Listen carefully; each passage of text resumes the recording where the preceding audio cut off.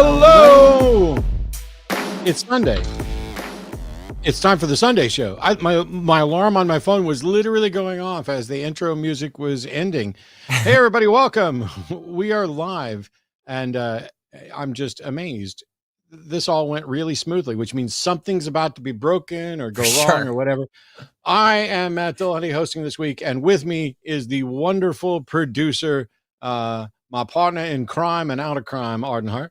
Hello, everyone. We are back, and we are feeling so much better today. It's the first day I've had relief from the ear infection I've been dealing with. I think if you were paying attention to community posts and stuff, you know, TACIS got canceled because of that, and it's just been a rough integration coming back from that vacation, and Jimmy wasn't feeling well, so the line got shook up, all right? We're crawling back from the dead, but we are excited and ready to take on some Theist callers today. There's been a lot of illness, and by the way, that has, of course, delayed End Boss, although we do have a number of applicants, and Jimmy and I just need to get time to sit down and go through them, because what we want is End Boss is not going to, it's never been envisioned to be a weekly show. If it turns into a weekly show because there's that much interest, I'm all in favor of that. You guys know me. I've been doing these shows for nearly 2 decades, and I will debate at the drop of a hat. This call-in show on Sunday today primarily focuses on religion, religiosity, the supernatural, claims along those lines. And the advertisement that I've been putting out week after week is, did you go to church this morning? Call in and tell us what you learned. And so if you're one of those individuals who went to church, and I guess I don't call in and fake something, but I mean, if you were an atheist and you happen to go to church, calling in to tell us what you experienced at church and what your takeaway was is pretty cool and pretty important. We are going to be taking calls, and we'll probably take calls for a long time. You guys know the show starts 2 p.m. Central. That was 2 minutes ago. We tend to maybe run like 3.5, 4 hours sometimes. It just all depends on what kind of calls we're getting, how good they are. I have a number of announcements to make just as we're getting started. So the people who are showing up late, I know you guys are going to miss this, but we've, you should, well, all right, you and the person to the left of you should reach down and click like and subscribe as well. Help boost this. The line is now up to 93,000 subscribers. We couldn't be happier with the progress. Thank you guys so much for the support. We are growing like crazy. The videos have been performing amazingly. I'm so irritated every time one of us gets sick or there's a tech issue that has to cancel a show, because unlike some other places, there's just a tiny handful of us here doing this, and I'm having so much fun. There's a couple of news items I want to get to, and wow, the lines have filled up already. As always, theist callers will have priority. If you're calling about trans issues, unless it's something that I specifically addressed and you need to talk to me, which I don't know why you would, it's probably best to save that call and call in Thursday to the Transatlantic Call-In Show. Let me tell you about the shows on this network right here. If you subscribe to the line, not only are you going to get, and ring the bell, you'll get notifications about shows like today, the Sunday show. But on Mondays, we have a show called Skeptalk, and tomorrow night on Skeptalk, it's going to be Aron Ra and Lalandra, his partner and spouse. They'll be on here doing Skeptalk tomorrow. Tuesday night, it's Dave Warnock with Daryl Ray on Dying Out Loud at 6 p.m. Central. The Hang Up, we'll have special guest Dan Ellis this Wednesday, also at 6 p.m. Right? We're doing that at 6 p.m. now? Yep, that's at 6 p.m. We basically do shows at 6 p.m. or 2 p.m. And so those are all at 6 p.m. Now, Thursday's Transatlantic Call-In Show will be Arden Hart and someone you may be seeing in chat, which is Stephanie Helms. Yes. So looking forward to Thursday's show. That's your opportunity, by the way. Let me tell you, Skeptalk's great. We get to have people call in and talk about skepticism and skeptical issues. Maybe you get ghost stories or whatever else, or you're confused about something, or how do you test something? And we try to get people with different expertises on. Aron is now the appropriately documented biology graduate with lots of good information on evolution and creationism. Dave Warnock, who is dying of ALS, is going to have Daryl Ray on Dying Out Loud, which is a show that covers a lot of ground as one individual tries to live their best life under basically a death sentence as we wait for science to potentially come up with a cure or anything that will make my friend's life last a lot longer. But if you're out there struggling with those issues and you have questions about end of life issues and those things, it's a great opportunity to call in. The hang up is just me talking politics, which I'm getting ready to do here in just a second anyway. Although we do religion as well. And my age-old acquaintance Dan Ellis will be on this Wednesday. If you're not familiar with him, you should tune in. We haven't spoken in a couple of years. It's going to be fun. And Thursday is your chance to call in and talk to, the phrasing on this has really irritated some people, but real live trans people to answer your questions about transphobia. And we don't mean real as in like authenticated. We just mean that instead of getting a sock puppet account on Twitter, you can talk to people about their lived experiences and their knowledge and understanding of these issues and how important it is. Briefly, before I get to the news stuff, this is a special weekend in that I was supposed to be at an event where there are a lot of people right now, and I was unable to make it for health issues, and that is BajaCon in Canada. And I recorded a 48-minute lecture that they showed to everybody up there this morning. I'm told that it was well received. I'm very grateful for that, because as somebody who works live and feeds off the interaction with the crowd or the interaction with the callers, to do a pre-recorded 45 plus minute talk, I haven't done that in a long time. And I don't really like it. Arden can tell you I was basically walking around going, I don't know what's wrong with me. I don't know what's wrong with me. I can't do this. I can't do this. And then I had to, as soon as I just sat down and started talking, of course, like every time I sit down and talk at a show, it all came out. So I'm very grateful that the people at BajaCon appreciated the talk.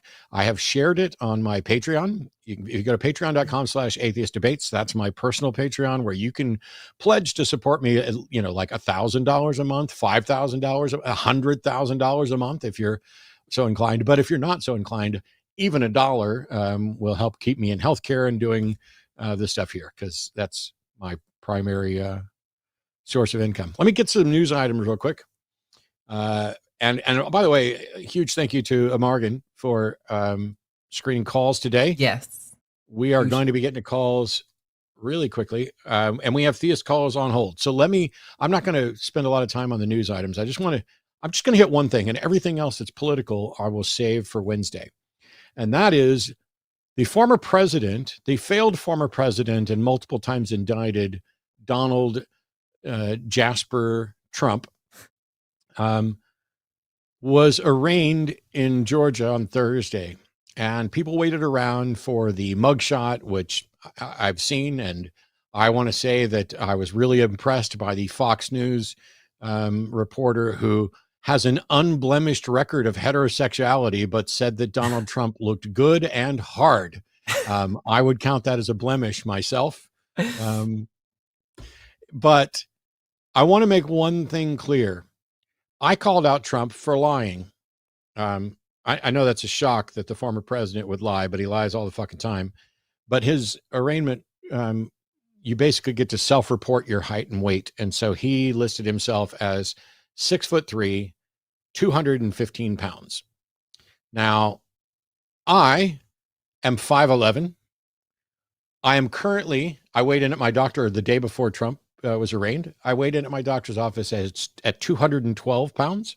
I have weighed as much as 270 pounds at my heaviest. If you go back and watch old clips of me online, basically you'll see it starts off as fat Matt with hair, fat Matt with hair, fat Matt with less hair, fat Matt with less hair. Then it gets down to it when I got diagnosed with diabetes. It gets down to a thinner Matt with no hair, and then builds back up again to a fat Matt with no hair again. And then it starts to taper off. There was like a best of clip that covered 10 years of me doing the show. And it's like, it's really good. But I weigh 212 pounds. There's absolutely no way that Donald Trump is 6'3" and weighs 215 pounds with his build. It's just not possible. But I want to make it clear, I am in no way fat shaming Trump. I don't give a shit how heavy he is or isn't. I don't equate whether or not you are overweight or fat with being a value judgment about you or your life or anything else. In some cases, you may be healthier, heavier than you are then you would be healthy lighter. That's between you and your doctor. Me pointing out that Trump lied about this is about exposing that he's clearly lying and a hypocrite. I'm not ashamed of Trump's weight. Trump is ashamed of Trump's weight, which is why he lies about it. He's the one who views being overweight as a negative. And since he likes to make fun of people, he likes to make nicknames for people, he thinks being overweight makes him inferior, so he's going to lie about it. That's what I'm calling out, not fat shaming him or anybody else. Also, a court in Texas reversed the anti-trans law here in Texas for now. There's a bunch of other news items that I will get to this week on Wednesday's show, including a cool article about the state Supreme Court of Wisconsin. But do you have any other announcements, honey, or we're getting right into calls? Nope. I think we've got some good calls on the line. We did lose the theist already, but we've got 2 more on the line. So why don't we take them before we lose them too? Yep. I want to take this one first because you might have a better take on this or more informed take on this than I do. John in Texas, pronouns are he, him, is calling in to ask us about art and the atheist worldview. So John, welcome to the show. You're on with Arden and Matt. Hi, good to talk to you. I've been a fan for a while. Haven't seen you in a while, but it's really cool to talk to you. Awesome. What's going on? Thanks for calling. Yeah. So my question is, like, I don't understand, and this is something I struggled with when I was an atheist, how art fits into the atheist understanding of the world. Like, is it just something that is just kind of a random, unique thing that you think is to humans? Because it seems really important and central, like, when we're viewing a really deep artistic piece, it seems to engage the brain down to the center all the way through. And I'm wondering, what do you think about that?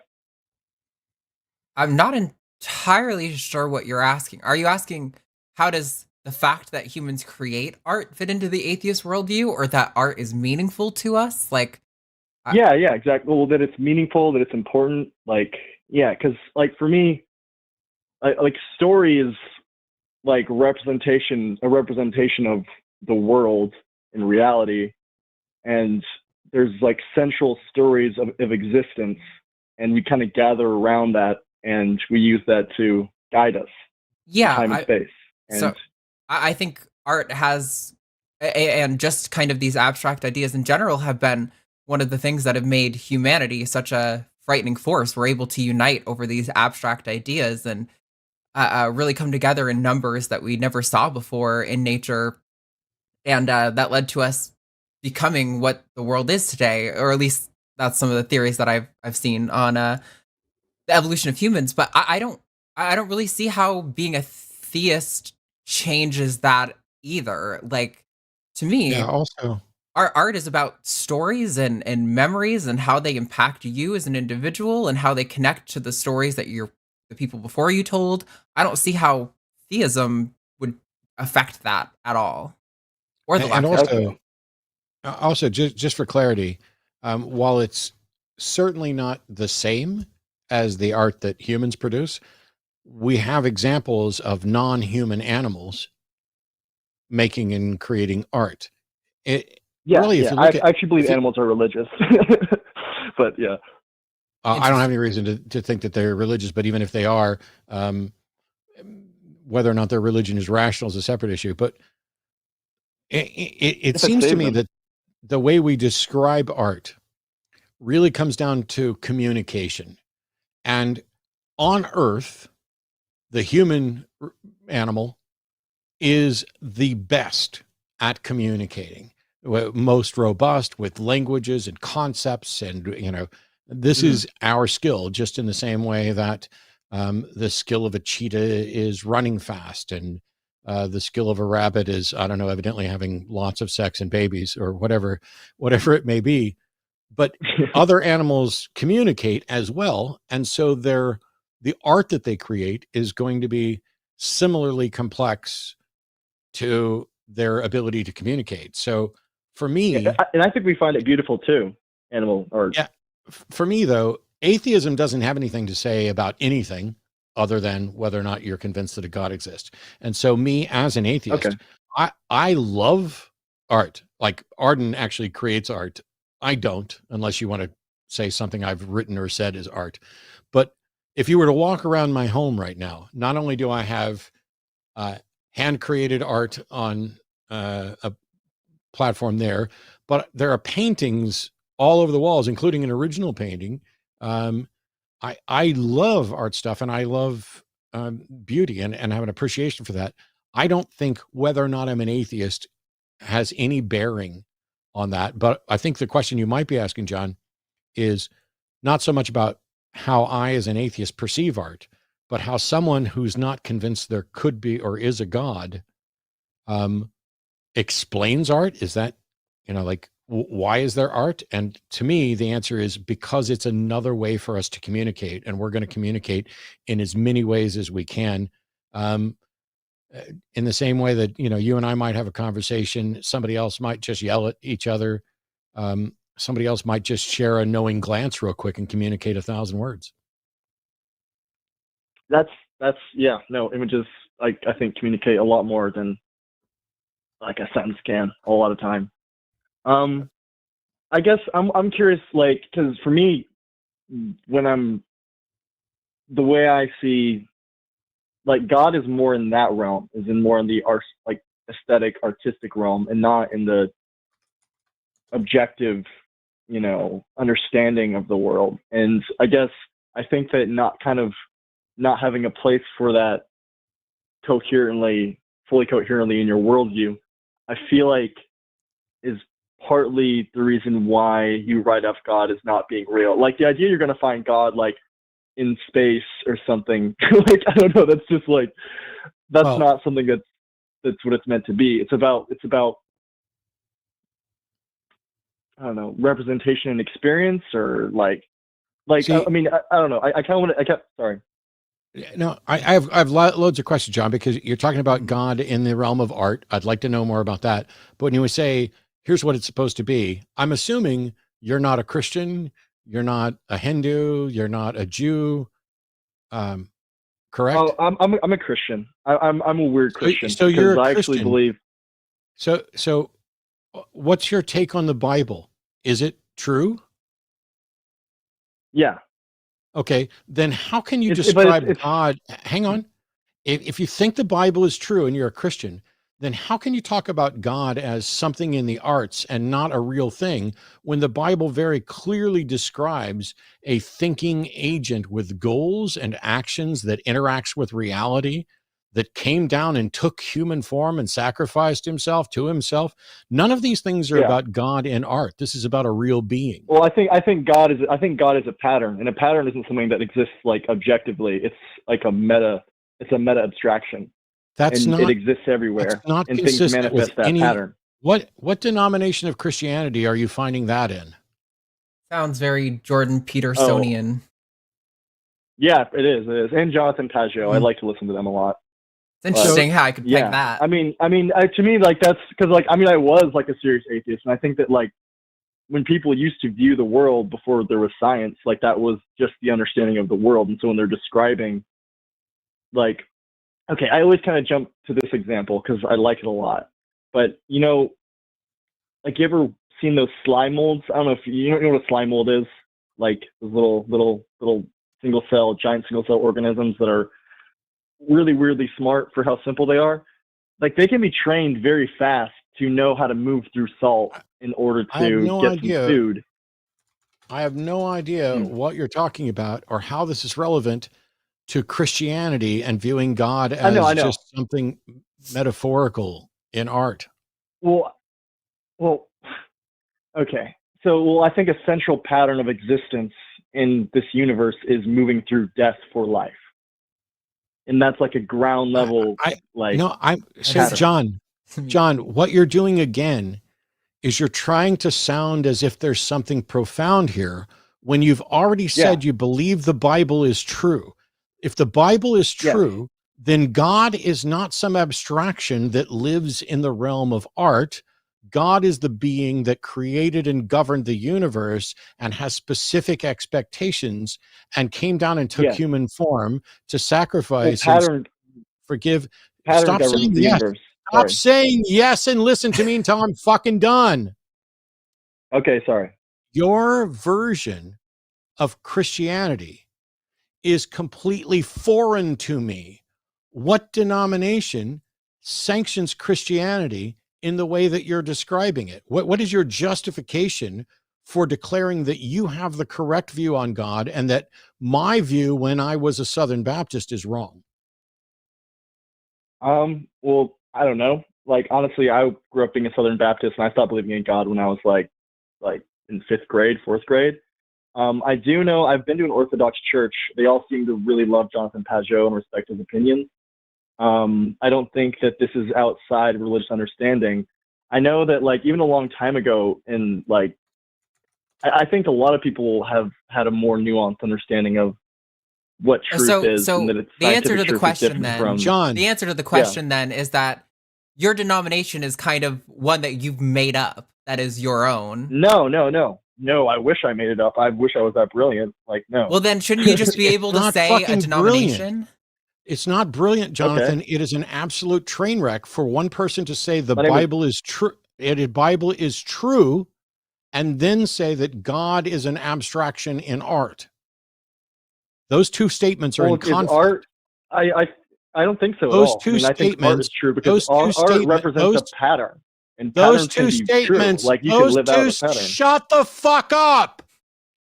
Those two Sorry. statements are in conflict. I would like for you to resolve them because the Bible advocates for God as a real being, and you are saying he's not.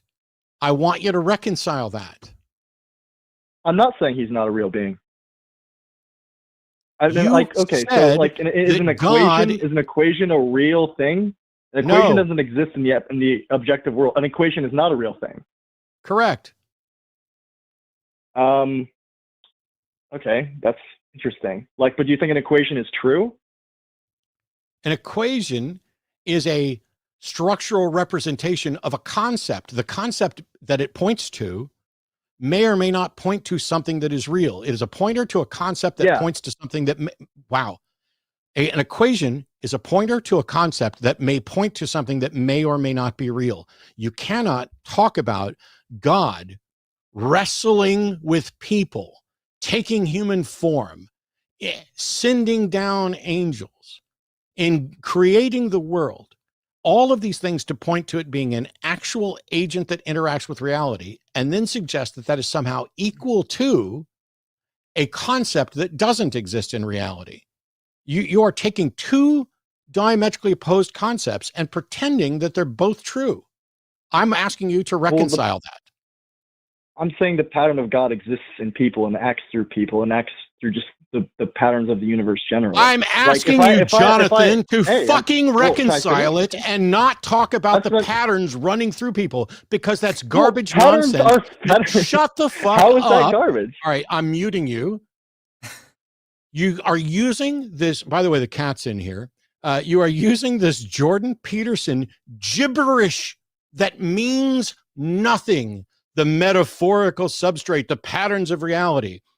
Is the God of the Bible a real being that thinks and acts upon reality? Yes or no? Yes. Then how is that the equivalent? What the fuck does that have to do at all with patterns passing through stuff?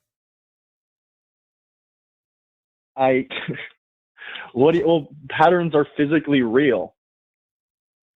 And patterns can be united. Patterns are descriptive, and a pattern your body may not is pattern. Your cells are made of like structured patterns. Yeah, no, you can define and describe would you stop? Okay. It is matter is a possible. pattern. No, it is described as a pattern. But in any case, I am not just the pattern. What is matter then? Matter is the substance of the universe. Matter and energy combined make up space-time. What the fuck is a God that is an actual thinking being and a God that is a metaphorical abstraction? How can those two things be equal?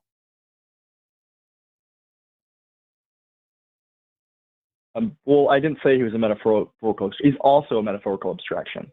Goodbye. What? All right. You just, the words that, I'm going to mute you for a second. The words that just came out of your mouth were, I didn't say that he was, well, he's also a metaphorical abstraction. Yeah. I literally just said, it can't be both this and this. Settle that conflict. And then you pretended that you didn't say it and immediately corrected to say that you did say it. You're literally saying that there is a God that is an actual thinking agent that does stuff, and that he's also a metaphorical abstraction. That makes no sense. Please reconcile it or stop talking to me. Okay. So like I've watched a movie before and seen a representation of my life in that film. That film has like my pattern in it, but it's not, it's a metaphorical abstraction. Yeah. That's how I reconcile that question. That's absolute nonsense. Is there a documentary of your life? Okay. Is there a documentary of your life? I mean, honestly, is there a film that I fucking watched documentary of your life? Why is it, John, that I can ask What? a simple yes or no question and you stumble over it? Is there an is there an actual documentary of John's life? I actually have a documentary that I made myself on my YouTube channel that I made in like high school called John's Documentary. That's not what I'm talking about. I'm talking about when I see a film that, like, you obviously relate to characters when you see a movie, right? Why do you think you relate to characters when you see a movie? Some people, because they manifest similar patterns that you understand. Yes, but that doesn't make them equal to you. That's the fucking point. If I find a character in a film, shut up. If I find a character in a film that I relate to, that is me imbuing that with aspects of me and recognizing some aspects of me, but it is not equal to me. I am not the character in that film. Yeah, okay, that's fair. But like, you are saying that God is both the God and the character that you see in the patterns, but that is equating two things that are not equivalent. You are equating the map, a sloppy map, with the place. You have to be distinct about what you're actually talking about. Well, if the map applies to everyone's life, it might be more like, how is that not like a truer like version of reality than the specific messier version? A truer, so you're suggesting, no. You just suggested that the map is a truer version of reality than the place that it describes. Are you kidding me? No. That's not really what I'm saying. I'm saying that like if everyone watched a documentary of my life, it'd be like, okay, that little thing he does, I do that. That's like very similar. But if you watch like a movie like Blade Runner or something like that with these really like deep like patterns that everyone kind of relates to, like that's a much more true pattern in a way. A much more deep pattern, like a much more like recurring pattern. No, why? John, you don't get to say that an approximate. Shut up and listen, and I'll tell you why, dumbass. You don't get to say that an approximation of X is more accurate than X, because X is, by the law of identity, perfectly X, and an approximation of X is not. This is the sort of sloppy thinking that you get from Jordan Peterson and others. You are equating things because you find meaning in it or value in it, or you see something that, it looks like a pattern. You don't mesh with any version of Christianity that is an identifiable doctrine. That's a denomination. That's fine. You can make up your own, or somebody else can. But when you say that you believe that you believe the Bible is true, but God is an abstraction, you don't know the fucking Bible. That's just a fact. You don't know Christian doctrine. You don't know the foundations of this. You don't know the history of this. Instead, you are a cafeteria modern Christian who's trying to make sense of the world, which is fine, and saying, wonder if God could be like this. Maybe God's like this. What method do you have, John? John, what method do you have to identify the characteristics of God? If it's beautiful and true. Like if I watch a story and I think that, wow, like I've experienced that, like I'm receiving God's wisdom in the universe. And I do that not just with watching a movie. I do that with spending time in nature and like just like letting kind of turning off my mind and letting insights flow. What is the justification for concluding that because you find something beautiful and because you find something true, that means you have in fact found something that is God?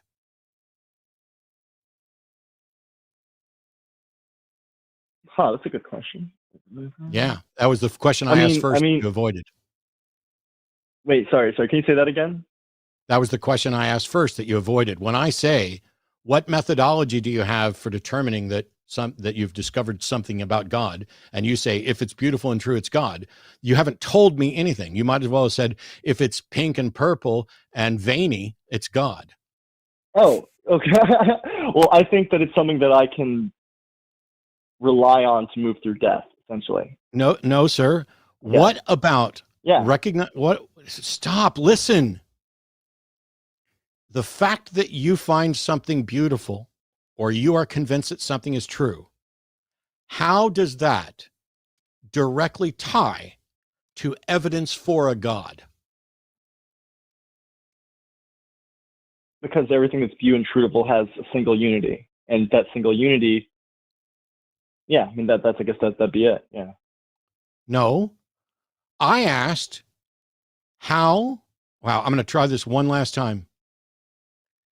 I asked, what is it about finding something that you find beautiful and you are convinced is true? How does that demonstrate evidence for God?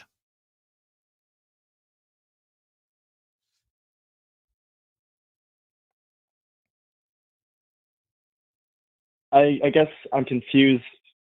Like, what kind of evidence are you looking for? Jesus, like, for me, that Christ, is the evidence. Jonathan, stop talking. Listen, I'm going to make this as simple as I possibly. My name is just John. Stop. It's just no Jonathan. Sorry, John. Shut up and listen. I'm going to make this as simple as possible. And if you still don't get it, I have nothing that I can help for you. The reason I called you Jonathan is because you kept mentioning Jonathan Pajot. All right. Fine. If you're going to say, I have found evidence for X, anything, you have to show a line that connects the existence of evidence with it being evidence for a proposition. So if you're going to say Arden is a mass murderer, you have to have physical evidence that shows that Arden has actually killed a bunch of people. And so when I say, what evidence do you have? What methodology do you have that demonstrates that Arden is a mass murderer? And you say, well, she's smart and hot. And then I say, what does something being smart and hot have to do with it being a mass murderer?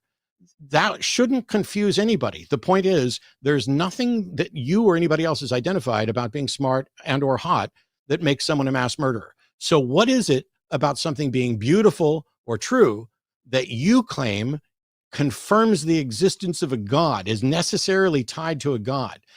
Are you suggesting that it is impossible to find something beautiful or true and for that to not be evidence for God? I think that everything beautiful and true has a relationship to God. And I know you think that. The question, you dolt, is why do you think that everything that is beautiful and true, it demonstrates God? That's the question. I don't know how many fucking ways I can explain this to you. When animals are spending a lot of time building something beautiful, and even us, because we spend a lot of time doing that, I think that what they're doing is not just the only reason I think that makes sense that they're doing that. Yeah. Yes. I swear I will drop you like a hot rock if you go off on a divergent path again. I don't give a shit what you think about what animals are doing. I'm asking the very specific question. If someone recognizes something as beautiful, is that, and how is that evidence for God, and what makes it evidence for God? I know that you think beauty is necessarily tied to God. What justification, what arguments supported by evidence, what heuristic model, what theory can you present that ties X is beautiful to therefore X is evidence for God? Got you. Well, I think that my mind has been structured by the patterns of the universe from the ground up. Goodbye. And I think that Goodbye. when something Goodbye. manifests as something beautiful, Goodbye. that's Goodbye, just the way John. it is. It's not my Okay, choice. that's just the way it is. You know how else it is? Goodbye. I'm drinking an energy drink, and I was drinking almost alcohol. falling asleep throughout that call, because if I have to hear about patterns and beauty one more time. Yeah. When you say, I think that beauty is evidence of God, and I say, why do you think beauty is evidence of God? And you just keep coming back with, I think beauty is evidence of God. You are not equipped for this conversation. You didn't even give me a bad reason. You didn't give me anything that I could actually sink my teeth into and say, here's where your error is. You just kept reasserting the same thing over and over. I also had to control myself from bursting into laughter when he was looking for a movie that would, deeply relate to humanity and beauty, and he chose Blade Runner. Yeah. Of all the movies, I'm like, what? Surely there's a better example out there than Blade Runner. Oh God. All right, let's try this again. I've reset. Have you reset? I've reset. I know we didn't get you in on a lot of those calls. By the way, it's okay. I had to leave for half of it to get the cat. Get the cat. But also, nobody worry. If Arden's got something to say, she will jump in and smack me down. Yes, I don't need any white knighting in chat, but thank you. So we have Robert, a theist from California, pronouns are he, him, who's a longtime Christian, wants to talk to us. Welcome, Robert. You're on with Matt and Arden. How are you? Good. Can you hear me? Yep. I hear you just fine. Perfect. Sorry, my son is playing in the background, so I hear a dog, a child, or something. Yeah, no go worries. ahead. Yeah. All right. Sorry about that. Yeah, my son is playing in the background, so trying to get to a place where you don't hear him. 1 second. It's all right. Okay.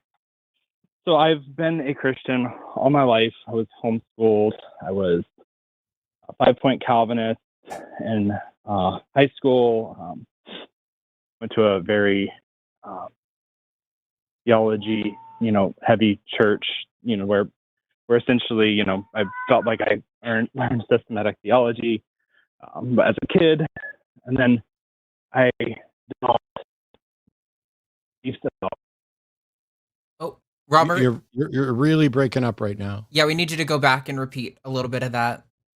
That was definitely different. Can you still hear me? Okay. Yeah, you were breaking up bad, and we didn't hear really any of that. We heard about Okay, 5-point Calvinists, and then that's kind of where it started to break down. Okay, can you hear me now? Yep. Perfect. I'm so sorry. No worries. Go on. Okay. So I was 5-point Calvinist. Raised in a very Reformed church, and then I went into kind of the charismatic church towards high school, college, and began to really develop my belief in God as a function of the relationship with God, as in I had this picture of Jesus in my head, or of God in my head, and I would spend hours in prayer rooms and talking to God, and dedicated almost all in the mental energy I could on the relationship with God. And so for a long time, that was what I had in my head as a reason for God. I'm just stopping to make sure you can hear me, since I'm having connection problems. You're good. You're following. Okay. So over the course of the last decade, I've started based off of conversations with friends, being challenged by teachers in college, listening to atheists, specifically friends I had that didn't believe in God, and instead of trying to convince them in conversation that I'm right, just starting to listen. And it's taken 10 years, but over the course of the last couple of years, I started listening to Jimmy Snowmore, started listening to a lot of atheists, such as yourself, Matt, and having been convinced that a lot of the things that I believed were wrong, I've started to lose a lot of these supporting, ideas and beliefs that kind of connected my relationship to God. So what I guess I'm trying to go with is this: I've started to lose the idea that I can just have that relationship with God and be okay, because I'm starting to understand how it's all in my head. I'm going to therapy for that. I think I have a lot of trauma connected to that.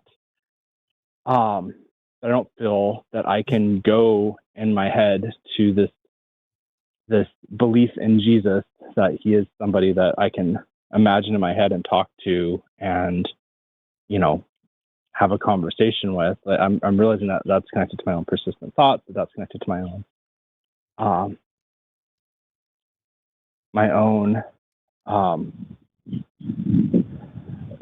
failure to process emotions and information that kind of built into me from my upbringing.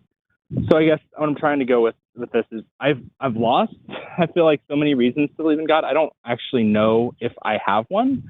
And I was kind of hoping to hear, I think I'm at that moment where I feel like I'm out of reasons to believe in God, and it's kind of scary, and it feels like, Sure. It feels like having to come to that realization is anyways, it's just something that I'm trying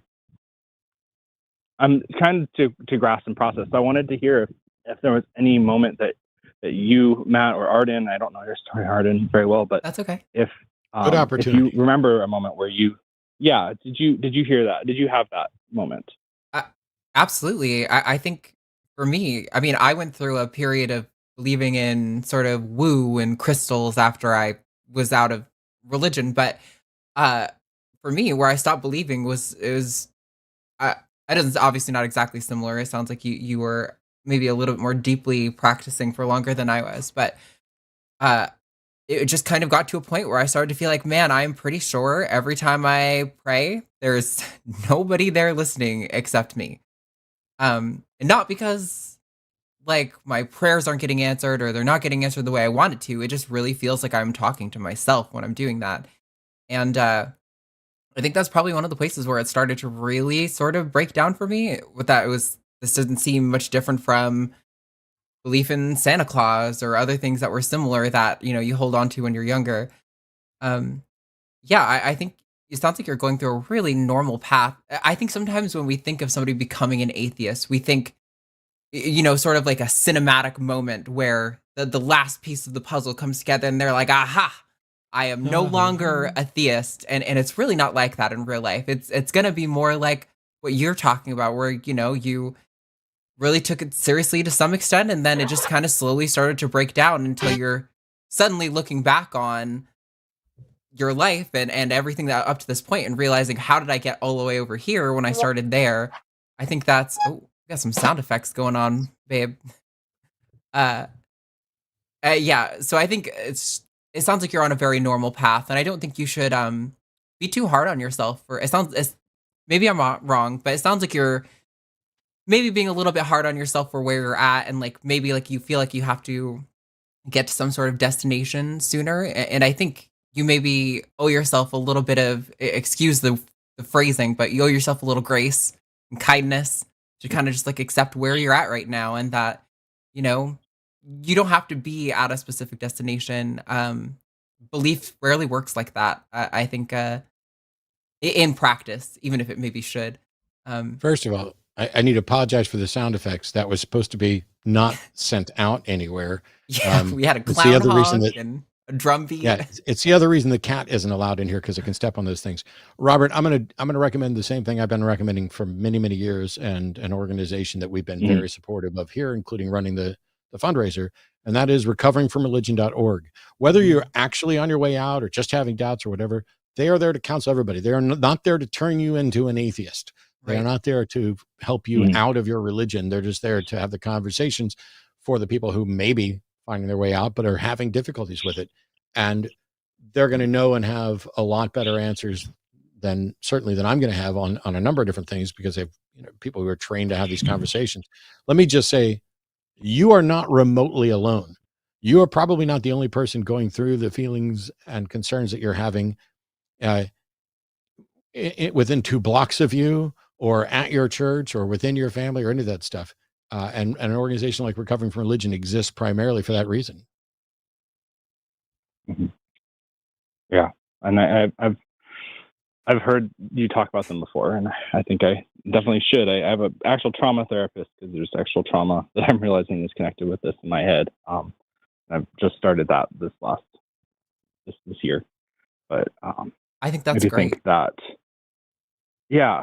I hope that it's really great. And I don't really want to I think I definitely want to be. Okay, I think I'm realizing that there's so much credibility in conversations with my family that's going to be lost whenever I decide to tell them I don't believe in God. Like I already told my sister, I don't believe in hell, and she's, reacted to that not 100% positively, like saying like, well, how do you believe, that bad people get what they're, how do you believe that people are deterred from doing bad things if you don't believe that there's a hell, And so I think that there's a lot that I'm going to be facing over the course of, the next years or whatever, in trying to think through all these concepts. And I don't want to end up in a place where the last caller was, where I make up, this idea that God equals what I think is the coolest thing in the world, and I don't want God to be my Prius or my my cat. I just can't make up something, right? Like this isn't. I never would want to believe in something that's intellectually dishonest. I think that's one reason why I stopped and started listening to what atheists have said, or what I guess specifically my friends said about God. And my wife is an atheist, and so I think that's probably what my family would point to, is like, well, you married an atheist, therefore you're going to probably become an atheist. But I think that my wife has been very respectful about religion, and I think more than anything, I've just started listening to her, and I think that's the number one thing that I really wish that more Christians would do. So anyways, that's one reason why I like listening to your call, and I like hearing you both talk about this and all the hosts on the show. So I guess that's me. Yeah. I guess saying thank you. Well, we appreciate that. And I hate to be a broken record reiterating it, but I'm sure there is lots of trauma. And I hope, again, you don't feel like a rush to get to a sort of destination or healing. I feel like that can kind of become a trap too. Mm-hmm. We're in this constant cycle of like, oh, I need to keep healing. I need to keep getting better. It's good to want to, go to therapy and work on this stuff. And there's a lot of stuff that I think even when you are many years out of belief, that you will still find yourself going, oh, wow, yeah, that probably comes from that sort of upbringing still. And that still affects me in some way, maybe even negative.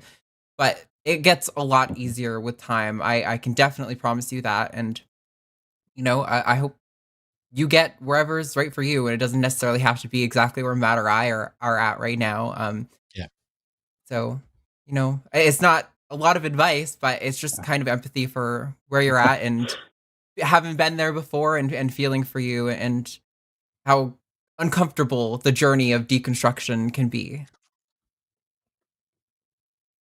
Thank you, Arden. That's really, the other thing really is awesome. I really appreciate your. If you find that recovering from religion is helpful for you, either with the hotline or whatever else, by all means, call back in and let us know. Mm-hmm. It may, and I genuinely, if you find out, like, for example, if after engaging with a preacher, you find a really good reason to remain a believer, some argument supported by evidence that we've overlooked, I'm happy to have somebody call in and do it again, but and defend it. I mean, that's what I want. I'd like to know the truth.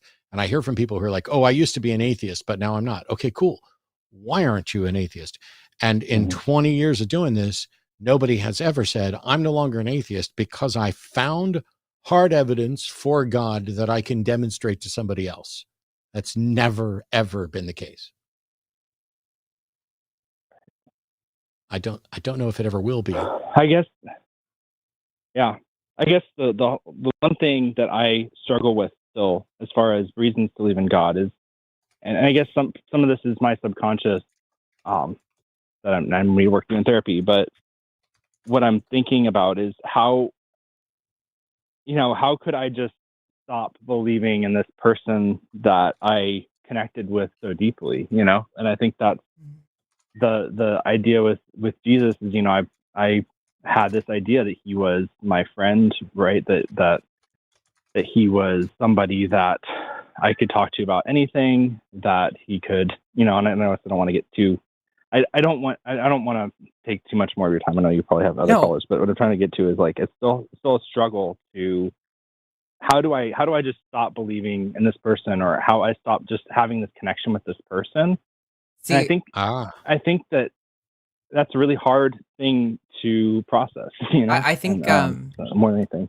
Not to radicalize you into, what we do, where we're out here talking about the harms of religion, but that's like a big reason why people like Matt and I and, Jimmy and all these people who do these atheist shows do what we do, because how fucked up is it that a group of people thought it was okay to teach you that you had this best friend who really exists, who is there for you in all of your hard times and will always pick you up when you're down, is always listening to everything you have to say, and will answer any prayers you have, to only find out that that doesn't exist at all, and you've therefore been operating your entire life with completely unrealistic expectations about how safe and comfortable you are.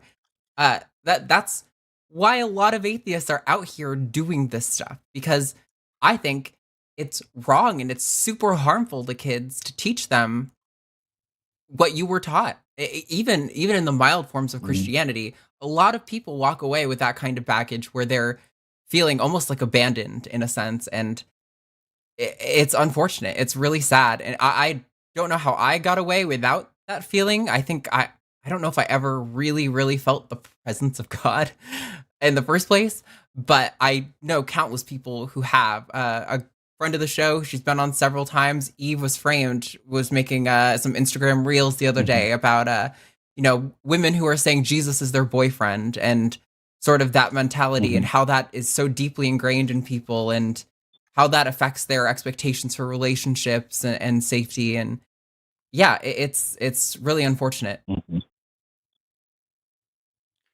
I would say, yeah, this notion of the way you phrased something just a couple minutes ago, and I'm going to get it wrong. It was like looking for reasons to stop believing. And I think that exposes a lot. I've never looked for reasons to stop believing in something. I can't really imagine that that's how that works. I'm either convinced that something is true and worth believing, or I am not convinced. And when I reached a point where my belief in God was clearly no longer warranted, where I'd taken every reason I ever had for believing in a God and showed, wow, this is a fallacy, this is a fallacy, this is a fallacy, this is, this isn't sufficient evidence. This is, the fact that a whole bunch of people believe it. All of these things are ultimately fallacious. At no point did I ever say, I'm teetering on the edge of disbelief. I'm looking for a reason to keep believing. To me, I could understand someone looking for a reason to become convinced, but not someone looking for a reason to remain convinced. If you are currently convinced, there has to be some reason other than, and I think the truth in most cases are, I'm still going to act as if I believe this because that's what I've been doing. And it results from an incorrect view of the burden of proof. It's not up to someone to prove that your religion is false. It's up to you to prove that it's true. And until you can prove that it's true, nobody has a reason to believe it. We shouldn't be looking for reasons to stop believing things. It's like, I really want to stop believing that white people are superior to brown people or men are superior to women, but nobody's given me a good reason to not think that yet. I mean, that's, I use those examples specifically because they will feel bizarre. But at some point, people just believe that. The FIDE, the group that runs chess, basically just came out and said men are smarter than women by banning trans women. They think they're banning trans women from competing in women's chess because trans women aren't really women according to FIDE, and men are just so much smarter that a trans woman has some massive advantage. They have zero evidence for any of this, and they're under fire, and appropriately so. But it shows where we point the direction of evidence. And I get what you're saying, and I've been in a very, very similar situation, which is I think I'm teetering on the edge of not believing anymore. But instead of me looking for reasons to stop believing, I was looking for reasons to continue to believe and finding none, finding fallacies at every turn. Yeah. Yeah, I think I want to understand, what people have to say. So I think that's what it is. It wasn't necessarily that I think that's a great idea. That I think what you kind of bring up is like the street epistemology is something that I've read online about that. Is like, why do you believe what you believe? And I think that's really does cut through a lot of the apprehension. It's still hard to process emotionally. Absolutely. Cool. Well, I think wish you the best. Yeah. And please contact Recovering from Religion if you find it helpful. It's there as a free resource. And you'll be able to talk to people who've been in situations similar to yours. I will. I'll let them know, and I'll let them know you sent me. Great. Thanks so much, Robert. Good luck, Robert. Thanks. Thanks, Arden. Thanks, Matt. Bye. Very welcome. I tell you, it's strange. I mean, I'm going to try something different. Oh boy. I'm going to try something that I don't do very often. If John wants to call back in and actually make a case for two things, his version of God on two fronts. One, why it matters, why belief in that God matters, what happens to the people who don't believe and how he knows it. And number two, how he can make a declaration about the properties and characteristics of God and show that he's correct and that others are incorrect. I would retake that call from John, despite evidently some whining in chat. But maybe some whining on the host chair too, but that's all right. I'll if he can bring it, then I'm happy to hear it, but skeptical. Yeah. This is a call that may be difficult. We have Raphael in Florida, pronouns are he, him. Raphael's a theist who thinks abortion is morally corrupt. Raphael, I have to ask this question first. Why should I or anyone else care if you think something is immoral? Okay, no, but yeah, the reason I say it's morally corrupt is because you say if like the Bible is morally corrupt, atheists, like if everyone was atheist, the world would be more better off. And my argument is, if you advocating for abortion without restriction, at that point you're not placing a valuation on the innocent life, because we're in a modern time where we could Raphael, choose to engage in sexual activity. Raphael, I asked a question, and you ignored it and immediately went to preaching multiple points. Here's my question again. Why should I or anyone else care what your moral opinion is on any subject? Okay, you shouldn't. My concern is with atheism, you advocating that the world would be better off. No, sir. It's the equivalent Raphael, to the Bible. Raphael, yeah.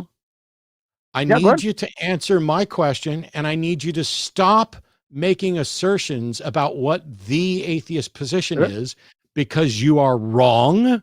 Not all atheists agree on abortion. My question for the third and final time is, why should anyone care what Raphael's opinion on the morality of abortion is?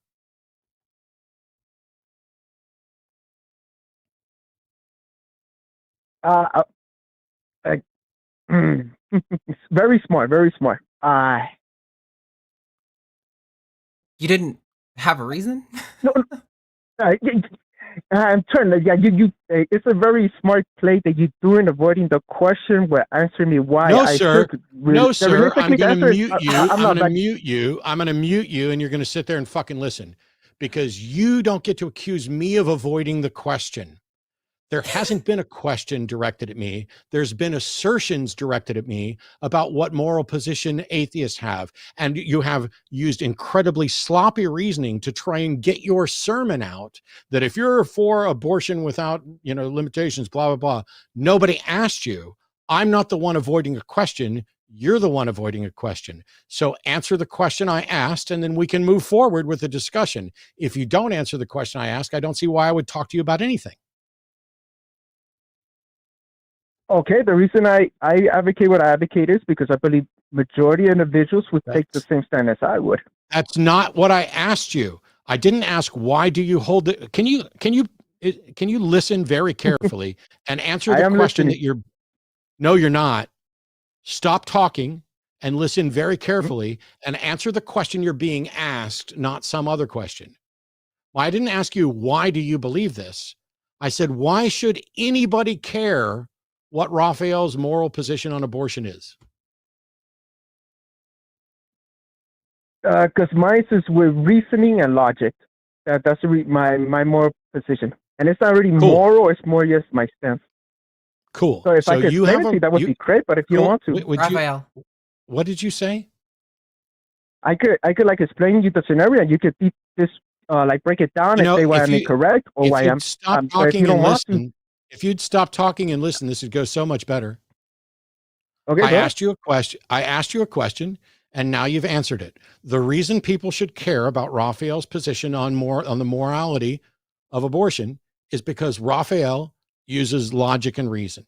Now, I'm going to say, I'm not going to get pedantic into those are not two different things, but for abortion being the termination of a non-viable pregnancy, correct? Mm-hmm. Okay. Yes. What is your logical? What is your logical argument that shows that abortion, the termination of a pregnancy, is immoral all the time? Okay, I'm not saying all the time. I'm saying in a scenario, let's say where unrestricted abortion. Hang on. I will take your correction. No, you're not. If you're fucking talking, you're not listening, Raphael. I'm taking your correction. So you're not saying abortion is immoral in all circumstances. So could you start by giving me an example of a circumstance under which you don't think abortion is immoral and one under which you do think it's immoral? Okay, the circumstance where it isn't immoral if the woman's life is at risk and the likelihood of the pregnancy going through is non-realistic. That's crazy because you can have all your kids. Now you're pricing your life. That scenario is one I agree with abortion. Okay. The problem is with that scenario is that you included two things. You're saying it's if the woman's life is at risk and if there's no possibility of carrying the pregnancy to term. Are you saying it's only immoral if both of those are true?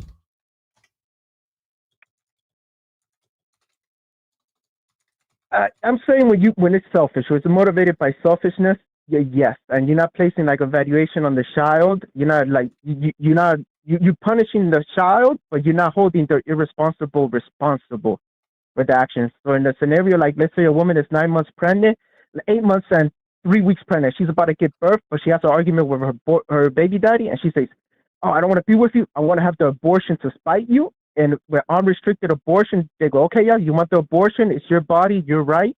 You have the abortion." Raphael. At that point, I say, At that point, I say it's immoral. If atheist access atheist. Good. Keep interrupting and laughing, and let's see if you get to say another fucking word this whole show. No, I'm sorry. That's just my panic way. Just to like when I get a little bit nervous. How about your panic way is to fucking mute your phone and actually pay attention, because this goes a lot easier. You just asked. You said that it's immoral under a circumstance, except for the one situation where it's not immoral is when a woman's life is at risk and there's no chance of carrying the pregnancy to term. I asked if what you were saying is that both of those two components, the woman's life being at risk, and no chance of carrying it to term?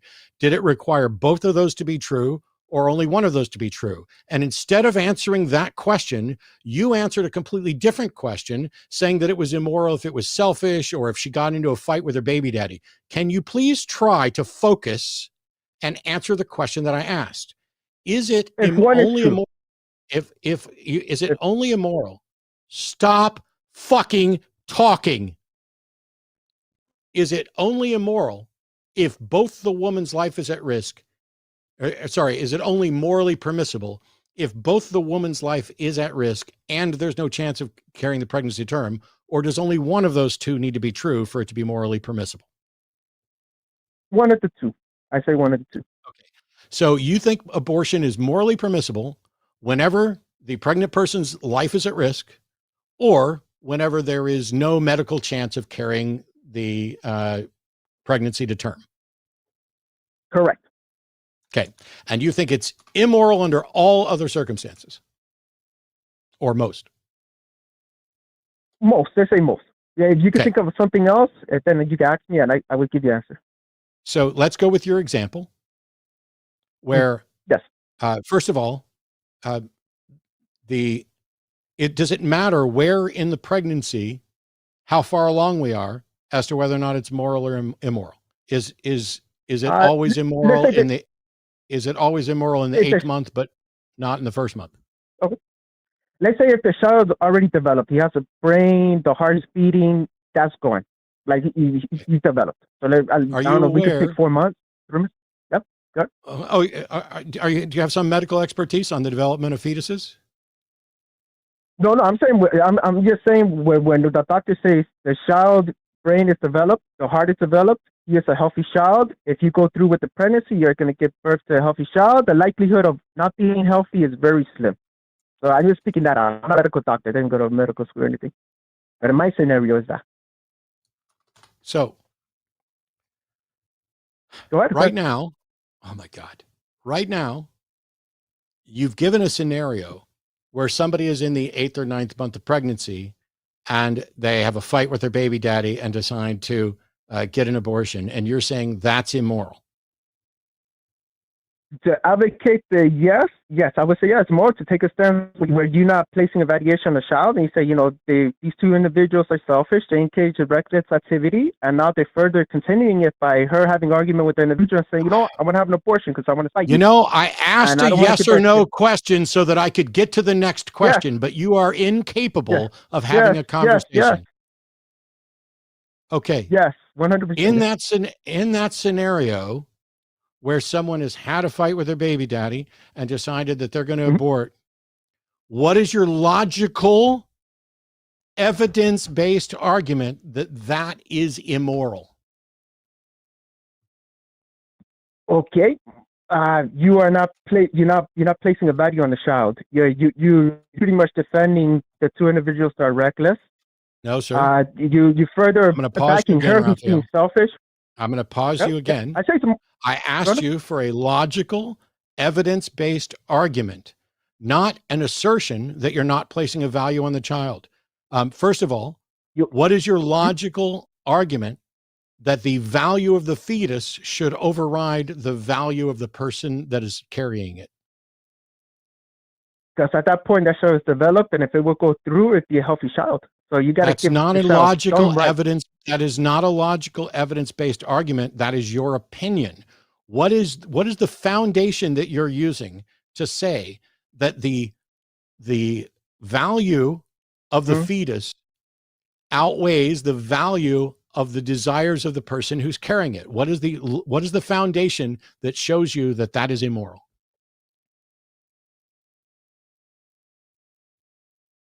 By saying that the woman has a full right to have it, like she can just get rid of it without and not giving any. This is where I'm crashing. Yeah, because I'm trying to say like the kid has a right to come into assistance at some point. You got to give it some defense. You got to like defend it. No, it doesn't. First of all, no, it doesn't have that right. But what you're claiming is that there's something wrong with the pregnant what about the person. father? Then he would have. Listen to me. You're saying there's something immoral about the pregnant person deciding. Yeah. Oh. Okay, I'm going to mute you and you can talk again when I fucking decide that you can talk. How's them apples? You are asserting that the pregnant person's evaluation of their life and their health and their desires cannot outweigh the valuation of the fetus. And for the last time, I'm asking you, what moral foundation are you using for that? And what is the logical evidence-based argument that shows that that is true? Those are the requirements to you living up to your claim that you use logical argumentation. I don't want an assertion. I don't want an opinion. I want a moral foundation followed by a fact-based argument that shows that your position that the pregnant person valuing their own desires over the fetus's life is immoral. Do you understand that? Okay, I understand. But at some point, when do you place a value on the child? Then, like that's like it's are you going to womb, answer the question after saying that it made sense to you? Are you going to answer the question? Hang on, Raphael. Hang on. Listen real close. You get exactly one more sentence or two together to acknowledge the question and attempt to answer it. What moral foundation are you using, and what evidence do you have that the pregnant person valuing their life and desire over the life and over the fetus is immoral? Last chance. Okay, my moral foundation is if society says she has the right to have the abortion, but at every turn they were both irresponsible, and if the child were to be carried to full term, it would be healthy and birthed. You could give it up to adoption, but by her choosing to say, "I want to have it's my body, I don't want to have the kid, I'm having abortion," I say it would be wrong for society to just stand back and say, you are punishing the innocent while letting the irresponsible two innocent. Nope, now you're muted. I specifically gave you multiple chances, and I dumbed this down to a kindergarten level of argumentation. And instead of presenting what your moral foundation was, what you literally said, my moral foundation is if society says she has the right to have this abortion, then that's not a moral foundation. Pointing to what society says is not a moral foundation, but it's especially not a moral foundation if what society says is in conflict with what you say. If society says that the pregnant person can have an abortion upon demand and you use that as the moral foundation, then abortion is never immoral. And you're trying to use a foundation that goes against your view to argue for your view. You are so horribly confused and so incredibly inept at arguing that you are using a foundation that is in direct conflict with your position. I'm going to give you, despite my better judgment, one last chance, but I want Arden to jump in here real quick. I was just going to say, I'd wager that Raphael perhaps doesn't know what you mean by moral foundation. Like, for example, if you were to ask me that question, I would say my foundation is secular humanism. And so I would defend abortion on the grounds that the woman has bodily autonomy. That would be my moral foundation. And I assume, Raphael, it sounds like you're coming from a sort of Catholic or Christian sort of perspective, or maybe I don't know, but that would be the kind of question, the answer that Matt is looking for from you, where you draw your moral foundation from, not the moral foundation that you are observing in the world. We've already failed on that front. So let me try one other thing. Raphael, I'm going to take you off mute in just a second. I want you to think for a moment. I'm going to ask the question now. I'm going to expand on it and let you think. And then I want you to answer it. Why should a fetus have the right to use someone else's body without their consent? That is a right that no other human has. And you are trying to grant the fetus a right that no human has. I don't have the right to my mom's kidney. Nobody has the right to use anybody else's body without their consent. But you are suggesting that the fetus should be allowed to use the pregnant person's body without their consent. What is the moral justification and logical argument for you granting special rights to the fetus? Okay, well, yeah, at the point that you have two conscious individuals engaging in a sexual activity, but they know it would create life if they're reckless, I think at that point, what they engage in. Raphael, I'm muting you. Nobody said anything about two conscious individuals engaging in conduct that could produce a baby. It doesn't matter. I don't care if it was rape or incest or the person was unconscious. It doesn't matter if their birth control failed. It doesn't matter if they decided this. The question I asked, please fucking pay attention. What moral foundation and logical argument can you present that justifies granting a fetus special rights to use someone else's body without their consent? Okay, but the moment you use fetus, it's like you're trying to devaluate the life. Okay, goodbye, Raphael. You are no longer welcome. You are no longer welcome to have any conversation with me. I apologize, Fabius. I was trying to get you can apologize till you're fucking blue in the face, but you are dishonest as fuck. You are dishonest as fuck. You are dishonest as fuck. I am not. You would not answer the question. To avoid my... No. Now you're muted, and you're going to sit there and listen until I hang up on you or until you hang up. You were asked multiple times, first of all, why should we care what your opinion is? And you say it's because you argue with logic and reason. That's a lie. You don't.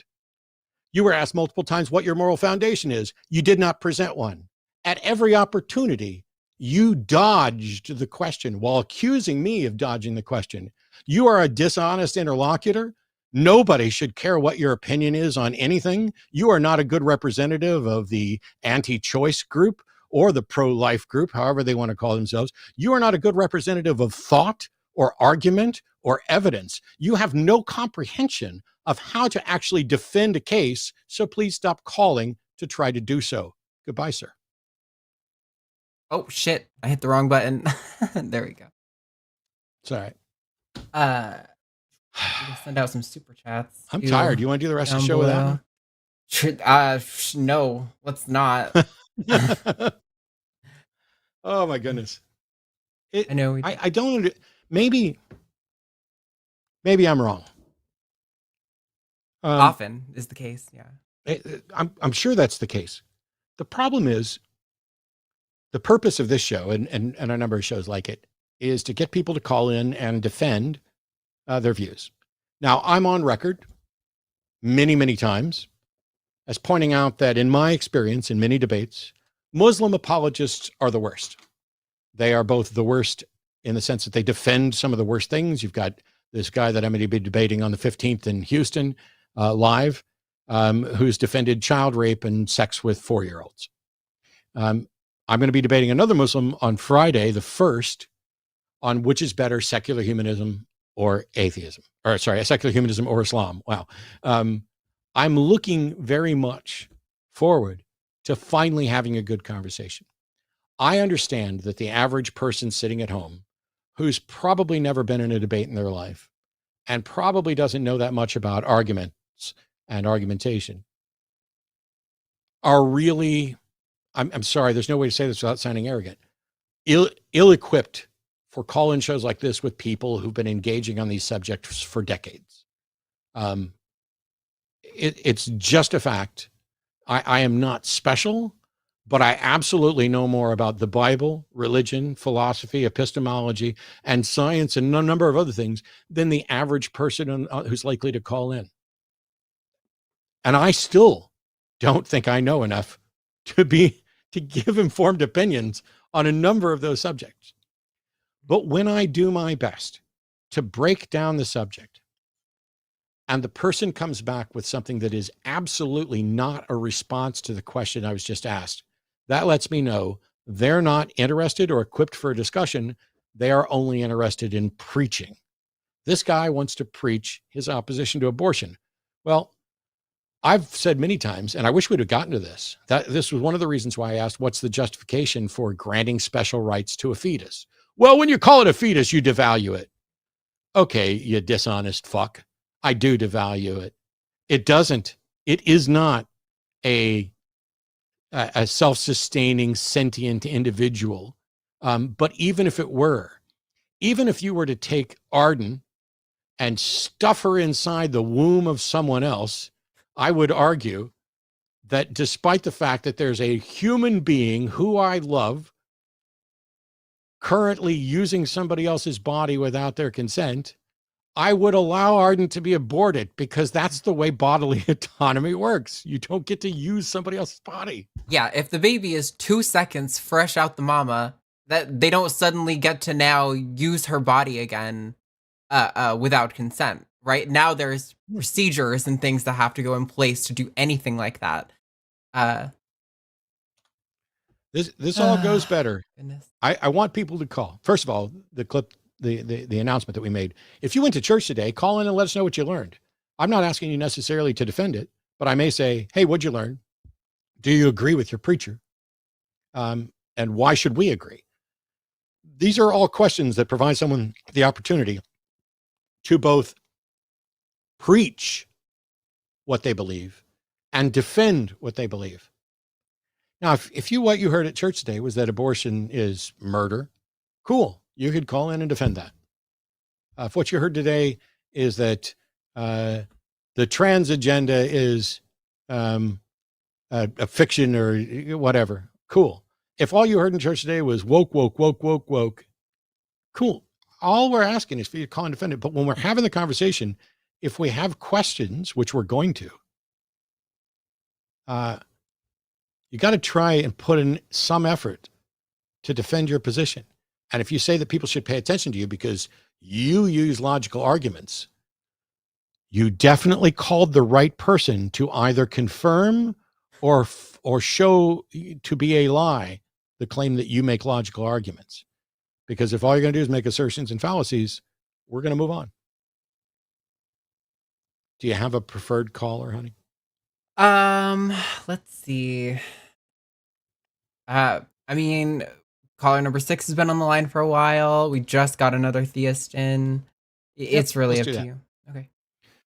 Paul in California, theist calling in, pronouns are he, him, tending towards deism. Oh, this is going to be another call where I'm probably just really much nicer than I was to the last person. But Paul, welcome. You're on with Matt and Arden. Thanks, Matt and Arden. Yep. Yeah, so I used to be Catholic. Matter of fact, very, very recently, I was Catholic. Well, funny thing happened. I started really doing some research on the Bible, and I found out that, guess what? The Bible, you guys were right. The Bible has contradictions and inconsistencies. My goodness, what am I going to do? Well, I'm also Catholic. Okay, so I have two authorities. I have the Bible, and I have Catholicism. So the Bible has fallen apart like a stack of cards, and so has the Catholic Church because the scandals and the changing of certain doctrines. The Catholic Church, as you know, Matt, is infallible. At least that's what they claim. That's what I believe. So I can no longer rely on the Catholic Church. But there's deism. That's what I'm talking about, Matt. Deism. You still think the Catholic Church is infallible? No. No, I don't. That has started. That's leaking hose too. Okay. But I'm here. I'm leaning on deism. I'm thinking about becoming a deist. That's my defense. I'm defending deism. All right. So how about we do that then? Rather than to say we're defending deism, can you defend deism? Okay. My defense on deism. Okay. First of all, brilliant men have been deists. Thomas Jefferson, Thomas Paine, Benjamin Franklin. Okay, wait. No, I'm going to stop you already. I don't care who in the past has been a deist. I don't care how smart they were or how impressive they were. Actually defend it. Oh, my defense on, okay, you're right. Deism makes sense to me because it believes in natural laws. So I believe Aristotle's first mover. I believe that Aristotle may be somewhat of a deist. I'm not claiming he was, but the first mover is deism. So it pleases my intellectual and reasoning mind, Matt and Arden. So why? And so God. This doesn't really Go ahead. sound like evidence in defense of deism. This sounds like you like deism. You find it personally pleasing. It's not really a defense of deism. That's just you like it. Okay, what's my defense on deism? My defense is it makes first, I used to be a theist, so I think it makes more sense to be a deist than a theist because God apparently doesn't care that much what we do. I didn't hear what you said right there. So God clearly doesn't care. Oh, I said a deist God doesn't care who we have sex with, who we vote for or don't vote for. Let me try and be clear for a second. When we're asking you to defend a position, we're not saying why do you like it? We're saying why do you think it's true? And it's becoming clear. I'm not sure that you care if it's true. So do you care if what you believe is true? Yes. Okay. So what convinces you that deism is true? Okay. I'm convinced that deism is true because to my rational mind, not feelings, let's go with rational mind, that deism makes sense. And my 2 points are, number one, the prime mover argument of Aristotle, okay? Number two, I don't believe in design, so I believe that this deist started the evolutionary and the Big Bang process, and to me that makes rational sense more than feeling. Nothing but feeling. You're still just talking about what you find appealing. Okay. When you say it makes rational sense, I don't know what you mean. I think it sounds to me, Paul, and correct me if I'm wrong, it sounds to me when you say it sounds rational to me, like you think it's internally consistent. Like the facts within Harry Potter are consistent across the books of Harry Potter. Like the theory of deism is consistent internally, but that doesn't mean it's true, does it? I mean, Christianity could be arguably internally consistent, right? But that doesn't mean that it's true. Okay, I see where you're going there. Just because I think it's true, what is my rational argument to persuade others that it's true? And I be honest, this is a real honest caller, and not a BS caller. I'm still working at it. I'm still working it out. I haven't become totally committed to deism. I'm heading in that direction. That's where I'm heading to. Okay. So this is I appreciate the honesty. If you saying you're maybe not entirely sure, and that's maybe just kind of what has grabbed your attention currently, what you're investigating currently. So, but I have to ask if you you don't really know, and it's just kind of what you're investigating because that's what kind of seems right to you on a surface glance. Why would you call into the show to defend it if you don't even really know why you believe it? That seems strange to me. Okay. Yeah, let me get to the next point. Deism makes more sense than atheism. That's where we can have a debate on Arden and Matt. Deism is more rational than atheism. That's my point, and that's where I throw down the gauntlet. Yeah. Okay. I sat back here try my best. So let me try this. When you say deism is more rational than atheism, you do know, I'm asking, deism proposes a God that does not interact with reality in any detectable way, right? Yes. Okay. So if there is a God that does not interact with reality in any detectable way, how could anyone ever be justified in believing that that God exists? Because its existence is by definition indistinguishable from its non-existence, right?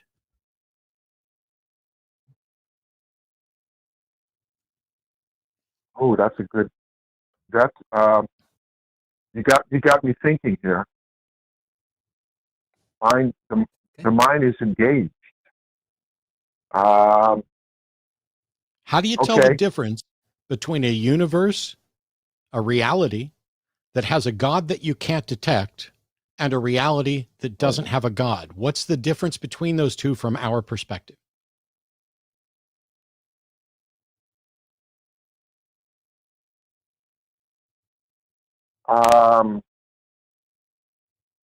It gives us comfort. No. There's no difference. Okay. Does the fact that somebody finds something comforting have any bearing on whether or not it's true?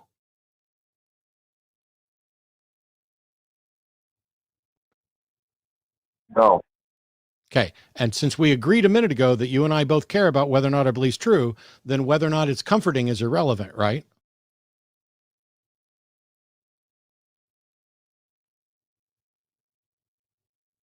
Right? I would have to. I would have to agree with you. Okay. The logic. So if The logic, Mr. Spock, is infallible. okay, I'm at the point now where, Paul, I don't believe you're for real, but we'll keep going. Okay. If deism is essentially someone asserting to have discovered that which cannot be discovered, and atheism is merely the rejection of unproven claims about a God, how can deism ever be a more rational position than the one that just says, I don't believe that?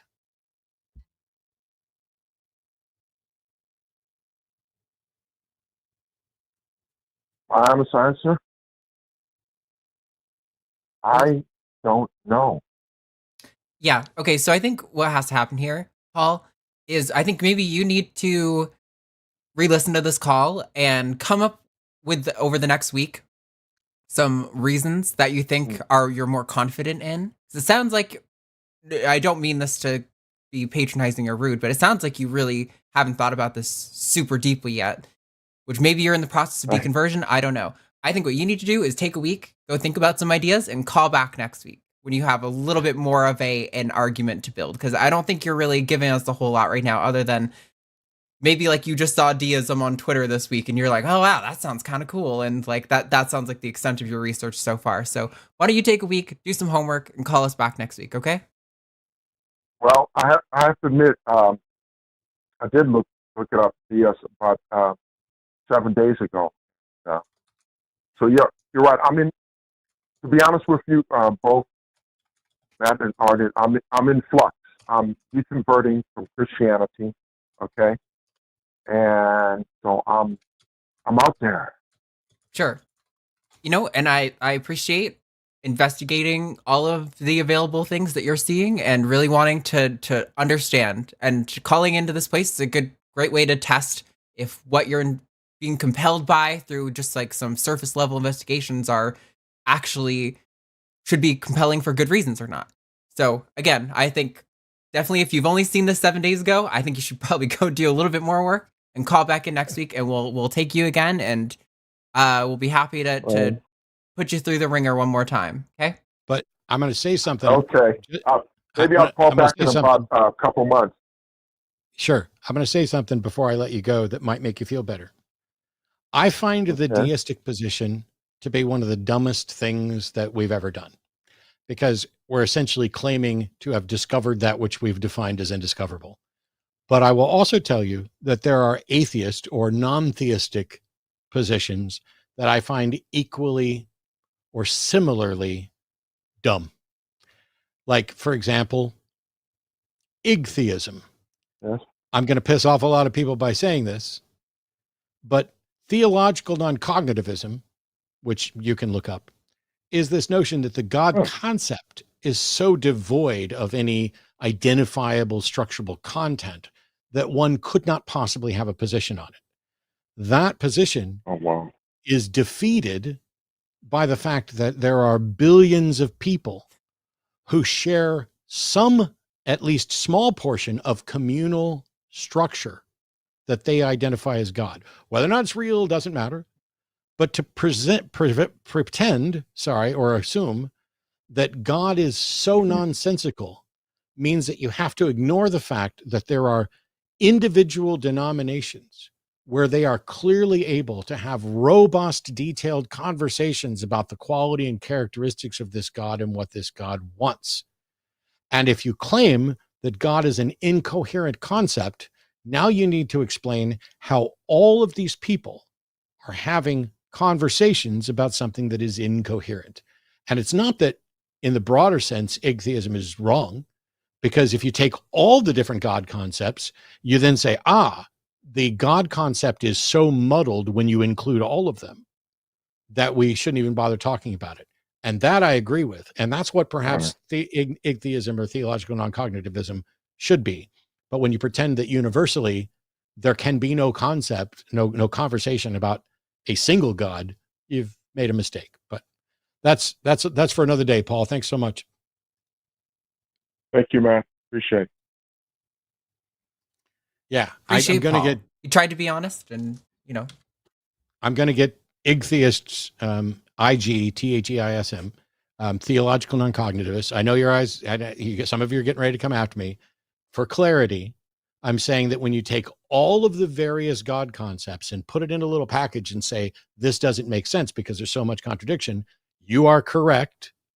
It's not true that there's nothing substantive there, but there's so much contradiction. However, you don't get to take Christianity and Scientology and Hinduism and Judaism and Jains and put all of these together because those are individual things. It would be like saying, hey, we put together this conglomerate portrait by taking this piece of Matt's forehead, this piece of Arden's eyebrow, this piece of Katy's thing, and we've summarized what the line host is, and it's completely incoherent. In that sense, if you're talking about the whole spectrum mashed into one thing, you may in fact have somewhat of a point.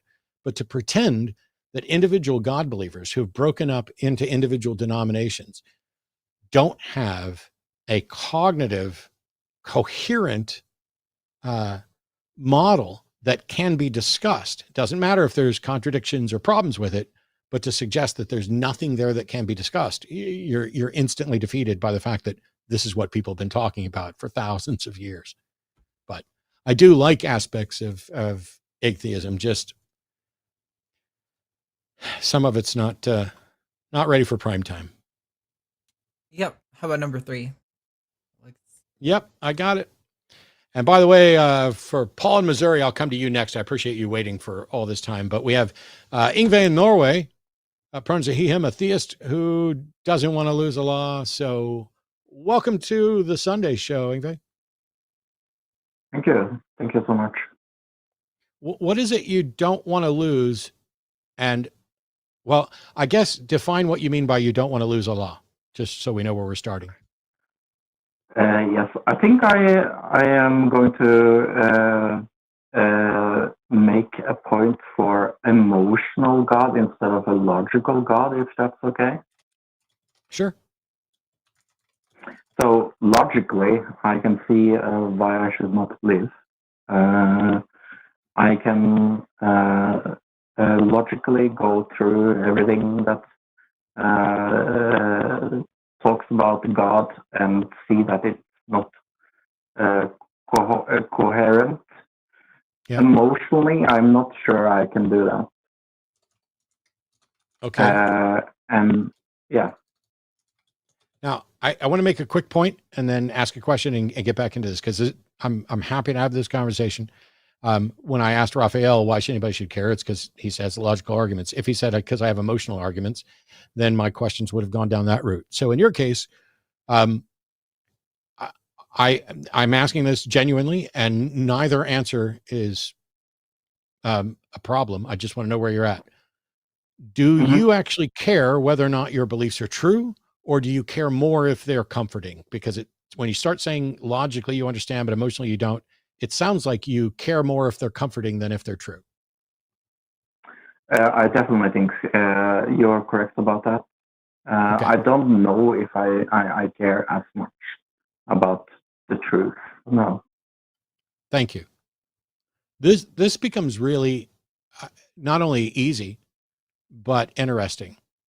Okay. Because I care about whether or not it's true. I can't believe something just because it feels good. And you're in this position where this is emotionally appealing to you. And I'm wondering, what would it take to change your mind? Would you have to, would it help to convince you of the value of the truth? Or do you think it would help more to show you something that is more emotionally appealing? Or both, maybe? I definitely think, I definitely think it would be if I could replace it with something. It's not that I have a lack of trying. It's just that I just can't give up the God concept emotionally, because it's so comforting for me. It's a little like having a teddy bear and like getting rid of it. Yeah. Do you? Or sorry, I don't want to derail your line of questioning. Oh, you're doing great. I was just going to ask, do you have some sense of what it is that's so emotionally appealing? Because I don't think it doesn't really make sense to me. Literally what I was getting ready to ask. Yeah, it doesn't really make sense to me that it's just generally emotionally appealing. I imagine it's something like an afterlife is emotionally appealing, or maybe the structure that it gives society is emotionally appealing. Like, do you have some sense of what it is that's appealing to you? Yes. Oh, definitely. For me, it's multiple things. It's actually something easy, like praying. It's very important for me emotionally. It's having a person that I know intellectually doesn't really exist, but I emotionally can talk to. It's a little like, I think I said it to a friend yesterday that it's a little like being 4 years old and discovering that your imaginary friend is imaginary, and just keep going on. Sure. Yeah. I think so. It's all of those. It's structure. It's praying. It's thinking that people you meet will have consequences if they are bad against you. It's all that emotional baggage. Sure. So you said it's not for trying that you haven't like explored. I'm curious to what extent if you have any specific examples of things that you've tried to maybe replace emotionally, that like, for example, one thing that I really valued out of going to therapy was that it was a person in my life who didn't know me personally, like didn't know, they weren't involved in my personal life. They didn't know anyone of any of my friends or anything like that. But they were someone that I could go to and talk to about all of my deepest problems, my fears, my insecurities, all that kind of stuff. They could help me work through it, but then they weren't attached to my real life. So it's almost, it was very similar, I think, to how you're describing prayer. Like I'm able to talk to this person, gain a sort of understanding about myself just in talking to them, and take that away. Like, have you tried replacing some of those things with something like a therapist? And do you have any specific examples? Yes. I am 44 years old this year. I have been inside of psychiatry since I was 22 or something like that. So for some years. So I have talked to a psychiatrist and a psychologist about this. What I find is easier to talk to an imaginary God. It's a little like I don't. it's maybe a little strange, but I don't get the feedback from there. It's a little like almost like talking to yourself. Sure. and you get the answer you want. So I am aware that it's a totally selfish thing. I don't think there's necessarily anything wrong with it being selfish in and of itself. I mean, I think there can be maybe outcomes that are selfish that can be problematic, but just like liking to have someone to talk to, I don't find that really that problematic. I think. Yeah. So. Yeah. So you've tried things like therapy. I'm curious, like, I don't know. So you don't feel like you could get the same comfort from something that was non-religious, or and No. why not? I don't really understand why that would be not the Do same you know for what? you. If I had the answer to that, I would give you $1 million. Because like, because I really don't. I don't know. I don't know the answer to that. I think it's an emotional structure thing as well, Arden. For me, it's like, for example, I can give you a good example.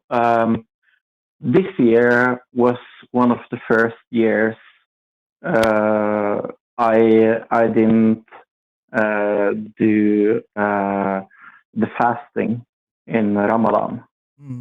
And it was very hard for me to let that go because I kind of liked the way it was structured and anything else. So instead, I replaced it with going vegan for that whole month of Ramadan. So it was an element of that felt very good. So I have slowly taken things out of my life and replaced it. That's great that you're finding things that maybe replace because that was actually kind of the direction I was going to go next with you. Like, so in and of itself, if somebody believes something that is comforting to them that they can't demonstrate to be true, if it's not affecting the rest of society, well, I would like them to believe true things. That's going to go down to the bottom of my priority list, right? Like, as an LGBT person, it's very common to have astrology in our community. People love astrology. It drives me crazy, right? But I'm not picking up my pitchfork against astrology too often because in the grand scheme of things that I think are harming people in the world, that's pretty low on the totem pole. It's very low. Yeah. So I'm wondering though, like, if you just have this kind of belief that doesn't really affect anything, that you just are personally comforted by, that in and of itself doesn't bother me. But I have a hard time believing you could believe in an Abrahamic faith like Islam or Christianity or Judaism and not have it have some significant downstream effects on your beliefs and how you vote and informing your values about people. So I'm like, I don't want to be like, the way you're describing this, it sounds so not a big deal that I don't want to spend a lot of time hacking away at this for you. But I feel like there's probably a reason you're calling in, and maybe it has more to do with some of these downstream effects of your belief that maybe you're getting some cognitive dissonance over. Right. So I 110% agree with everything you said. Okay. I think sadly it has some bad consequences. I would definitely say that I have gone from pretty right wing views. Like I remember like when I was 16, like I said, I'm 44 years now. When I was 16, I was like very anti-abortion, very anti everything that was gay and everything like that. And I have moved into a more like leftist position when it comes to all those things. So 100% it does affect me in the way I do things. I think the best example I could give that I think is kind of stupid is the eating of pork, for example. So now, I don't want to cut you off, but I do want to try to keep this on the rails a little bit for what I'm thinking. And I'm sorry if this is kind of a slow approach, but I guess now it kind of brings me to, so I don't really understand how it can be the case that this belief brings you comfort, but also seems to give you distress. Don't you think you would prefer a belief system that could provide you all the positive things that you're getting out of your belief system? 1000%. Okay, Yeah. so I wish I could find that. I think my biggest problem when I had my, what I would call my hard atheist period, was that I missed God too much. I missed Allah. I missed having the routines around me. I missed I have a having question. yeah. When you say you missed God too much, and then you shifted right away to saying you missed the routines, setting aside the routine processes, what is it like when you say you missed God? Do you think you've had interactions with God, with Allah, or is it just the routines that you missed? Okay. Yeah, no, not intellectually, emotionally, yes. Well, so this is where I'm confused again, and I'm just genuinely trying to understand. Yeah. I can't have an emotional connection to something that I'm not convinced exists. Now, I say that, and I'm going to immediately retract it. I can, when I'm watching Star Wars, I can be angry at the character Darth Vader, but that character concept is what I'm mad at, not the actual being. And so I'm trying to figure out how someone can say, here's this being. Everybody else thinks, everybody as part of the religion thinks it's a being. I no longer intellectually think it's a being, but I have an emotional attachment to it as if it were a being. Like, it would be like if I found out the cat that we have that we had to remove from the room. I was just going to say that. Yeah. If I didn't believe it was real, I couldn't ever get irritated at it, and I couldn't ever want to hug it and give it cuddles and feel an attachment to it. So I'm kind of confused because you seem to be saying you're attached to the structure and the concepts and the rituals, but you also want to conflate that as if, I mean, I'm genuinely having a problem of how somebody can look at a religion that is clearly based on the idea of a being and say, I don't believe that being exists, but boy, do I love it. Yeah, I guess that you don't understand that. And I don't have a very good reply to that other than I just do. That's not a very intellectually good answer, but it's okay. Let me try to explain it in a way that maybe you will understand. It's a little like breaking up with the love of your life, moving away from her, and never have the ability to talk to her again. But in your mind, you still have a communication with her. Maybe that's as close as it gets. Yeah, would you think that someone in that situation was describing anything at all like a healthy relationship? No, it's not healthy at all. And so the question that I have, since we're going to set aside logic and whether or not it's true, if we're going to talk about this from an emotional appeal, is it truly emotionally satisfying for you to stay in a relationship that you recognize is unhealthy? No, and that's why I'm calling. I think. Yeah. Then I would say I want to get rid of that emotional baggage. Yeah, I would say so. So, like, if somebody called in and wanted to make a logical argument, I can do that. I can point to fallacies. I can talk about evidence. If you're going to call in and make an emotional argument, then what we've got to get to is what is it that you care about and value? If it's not truth, what do you care about? And so the issue is, do you care more if you're in a healthy relationship than whether or not you get something out of it on occasion. There are plenty of people who stay in very unhealthy relationships because they're going to do it for the kids, or they're going to do it for the financial security, or they're terrified of being alone. And so they'll stay with someone that's unhealthy. And if I were, and I'm not a counselor, but if I were a counselor, my goal would be to find out what things you value that might get you to move towards a more healthy relationship. And so if you're recognizing that your relationship with Allah, even if Allah is just a concept, is fundamentally unhealthy, then you have already acknowledged you value a healthy relationship over an unhealthy one that might be emotionally appealing on occasion. There's something about this relationship that is not emotionally appealing all the time in every way. And so my advice to you, first of all, my advice to you, as with almost everybody who calls in on the subject like this, is to contact recoveringfromreligion.org. They have a free hotline there.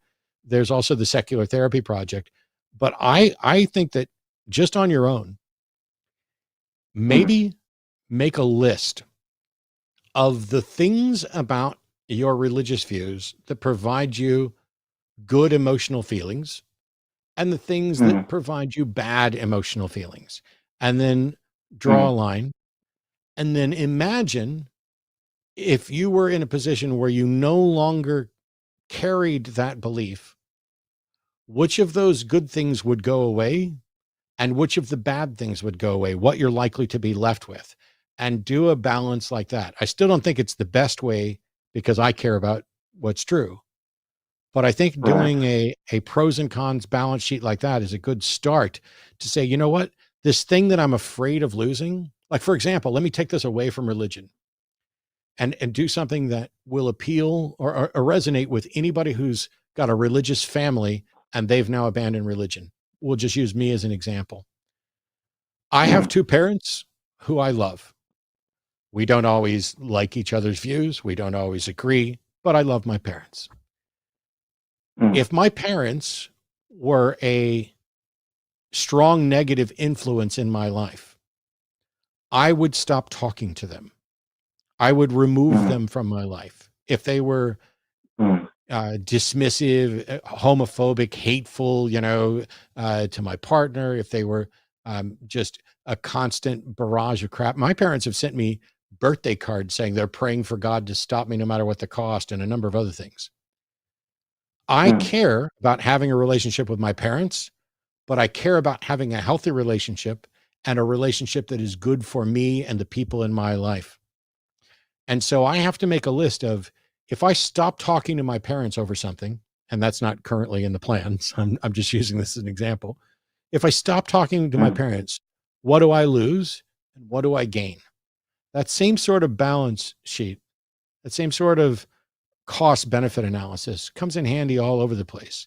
And if it turns out it's better for my life in the long run and in the overall, even if I'm incredibly sad for a while, and even if I no longer have my parents in my life to interact with, if it's ultimately better for me, then I have to recognize that that's better for me and that's what I need to do. And if I'm making decisions, I don't know if you're single, if you have kids, if you're making, if any of your beliefs impact others around you.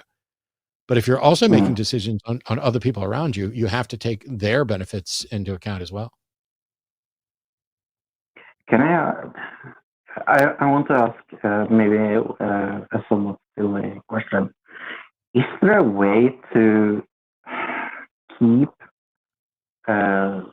spiritual life without God or the concept of God? Or is that impossible because the whole concept of spirituality I think is linked to God? I think it God depends on how you're thinking of spirituality. Some people will call the things that, like, Sam Harris promotes, like meditation and yoga and mindfulness, they might lump that into spirituality. And while it kind of maybe has its roots there, there are also very empirically based practices that you could have predictive models how much those can help you. They're very effective. I think if what you need is rituals and some sort of spiritual practices, I think there is so much stuff in the secular world that you can do that can fill those needs and gaps. Like, for example, I just started a workout program, and I've been doing yoga at the end of every single one, and that has been really, really good for me to sort of capstone, a physical experience with a sort of mental and physical cooling down. And I've been into meditation since I was like a little tiny teenager. I find meditation really, really peaceful for me. It really helps ground my sense of, when I'm getting anxious about the future or the past or depressed or whatever, it helps me really ground myself in the current moment and what actually is and the things that actually matter. I think there's lots of practices that you can do that can alleviate, that can sort of fill that gap, but it also depends on what your concept of spirituality is. If your concept of spirituality is kind of the communal, you're at church together and you're singing and you feel the Holy Spirit, sort of, as like we'd say in a Christian environment. I think you can get that from joining like a theater troupe, like working together to put on this beautiful show and seeing how it moves people and how that moves you and connecting and reaching those people. And there's nothing magical or metaphysical about it. It is just humans connecting with humans over stories, and it can really move you in a deep, intimate way. And they're connected with the community. There's lots of places that you can get all of those same needs met from a completely secular worldview. You might have to do some digging. They don't come in a joint package the way they do when it's Islam or Christianity, but those resources are absolutely there. I think maybe that has been my general problem with atheism, is that it felt very like a place where there was no place for emotional. That it was very like when I listen to Matt, and I'm sorry if this is insulting. It's almost like it's not emotional. It's just factual, and I get that is the focus. But sometimes I wonder if it's like people that have no belief forget about the emotional links and how hard that is to break.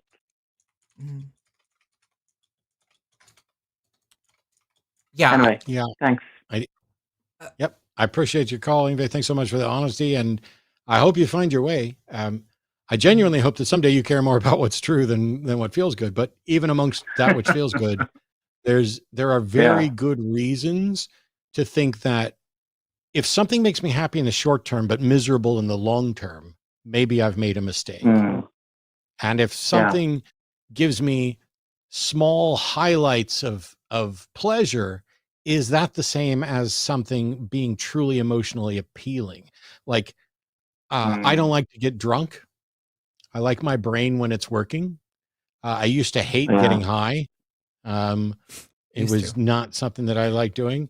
Now, I like doing it at the right time in the right way. I don't like being around other people, or I'm certainly not going to do it while I'm on a show or anything else. But that would be fun, though.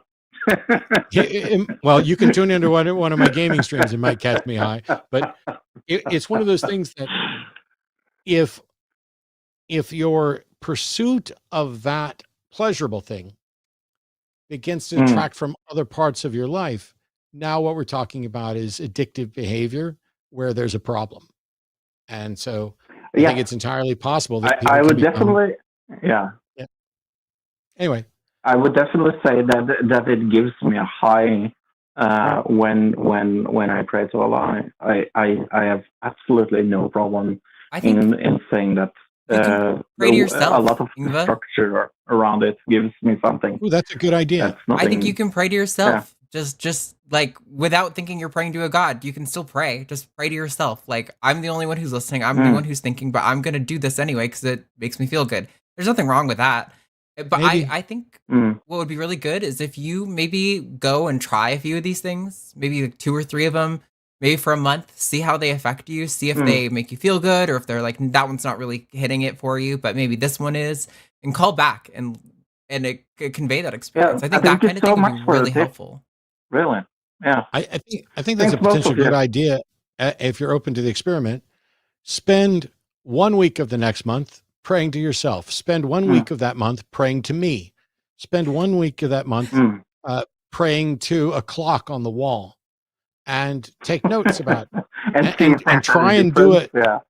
Try and do them all with the same sincerity, and take notes on how you feel and what the results were. Yeah.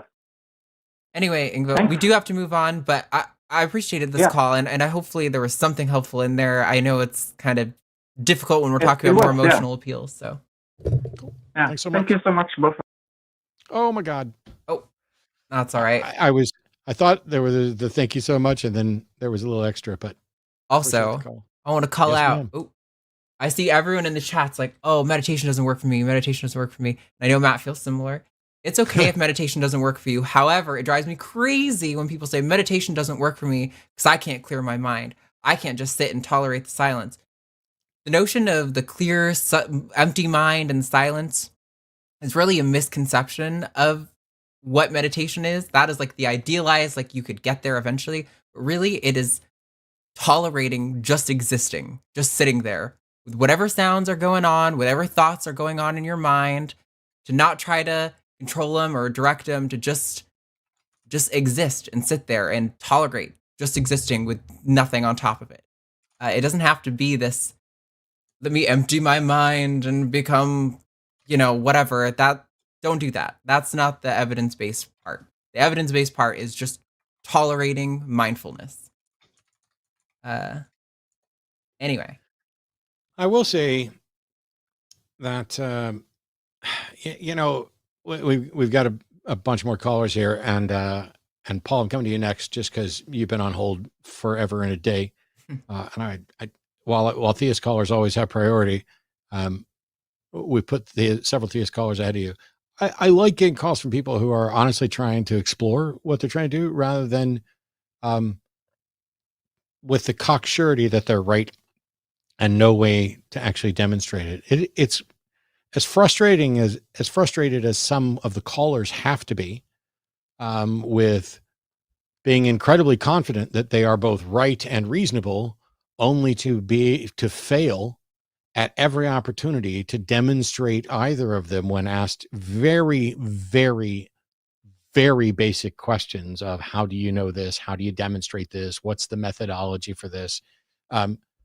I get that's a very frustrating place to be. It's also very frustrating to wake up, as Arden and I do, every day in 2023, when we have more and better access to information than ever in the history of humankind, when we should be having the best possible healthcare, when we should be working towards the best possible solutions to things like climate change, human rights, and ending wars, and all of those things. I can't tell you how frustrating it is, despite having believed those things for many years, to wake up to see religiosity is on a decline, but the impact of religiosity as the death throes of a dragon that's dying is seemingly increasing. We are in a spike period where it's like they're going to do everything they can and throw everything at the wall. On Wednesday, if I forget to talk about it, somebody can remind me. I'm going to talk about a Wisconsin Supreme Court shift and how important things like that are. But we have Paul in Missouri, who's been on hold for 2 hours and some change. And so without any further ado, without any pageantry or sucking up, Paul, you're on with Arden and myself. How can we help? Thank you for waiting and being patient. Yeah, no problem. Can you hear me all right? Yep. Yes. Yeah, I just wanted to draw on your experience a little bit, Matt. I've been watching The Line and that other channel when you were on it that we don't speak of anymore. Thank you.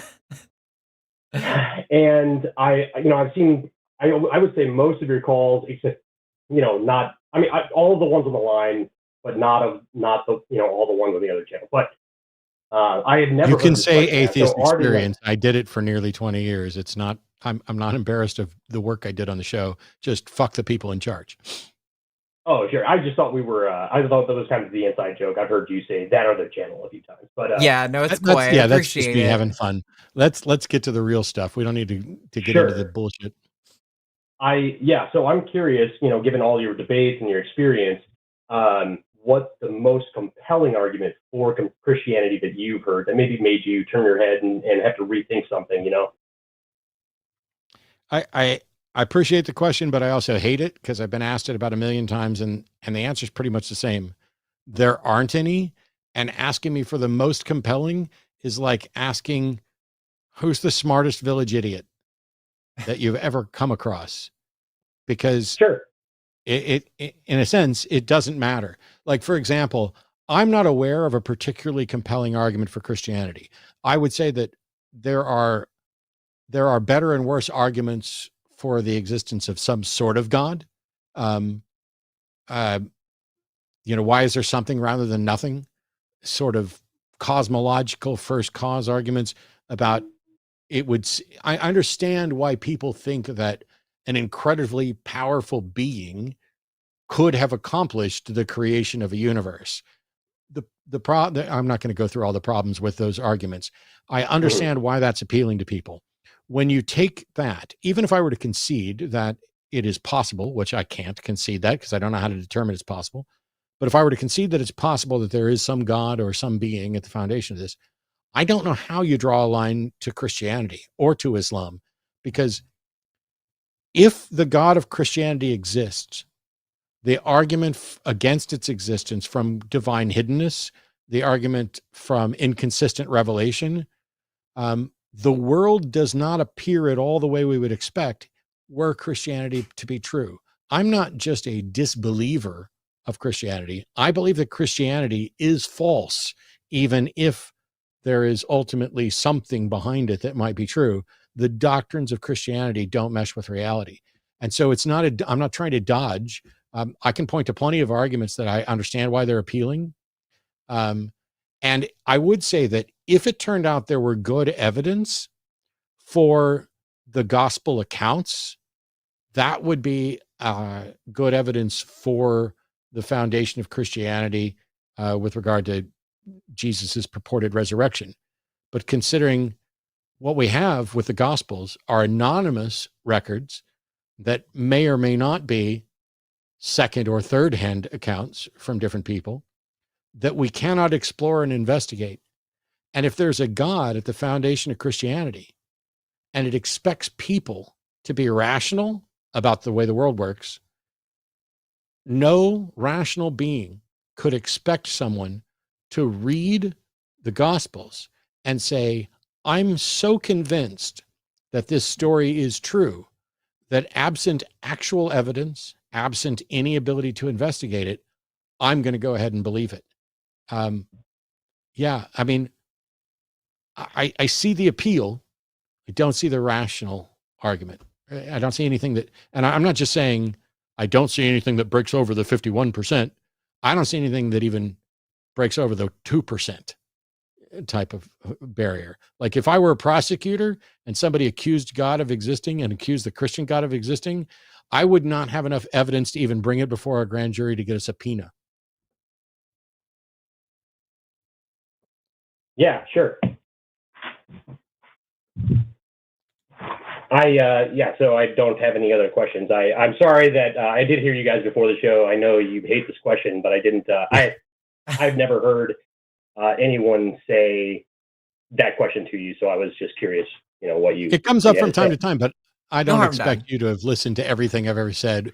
Arden is before the show, we knew what this question was, and Arden is similarly frustrated because I should like the question. And I think Arden knows that we probably should like this question in the same way that we should like a question of what would convince you that God exists. But there's a fundamental flaw in the question that, like, for example, what would change your mind? Well, I can say evidence, but that doesn't tell you anything. And so I'm stuck saying, I don't know what would change my mind. Aha, that's a flaw in your epistemology. No, it's not. Me not being convinced of what would change my mind means that you haven't sufficiently defined your claim for me to establish what sort of proof might be there. But that's the best answer I can do for you, Paul. Can I ask one quick follow-up? Absolutely.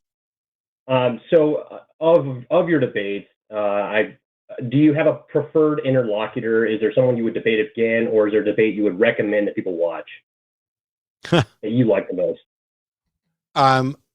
For a number of reasons, I think Blake Junta and I had a number of good conversations inside and outside of debates.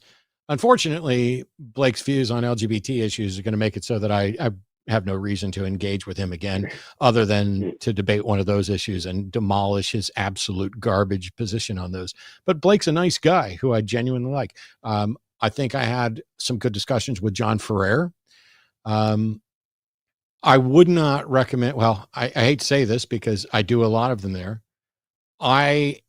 It would be hard for me to pick a debate from the Modern Day Debates platform that I would say is remotely worth watching. The interlocutors that I tend to get there,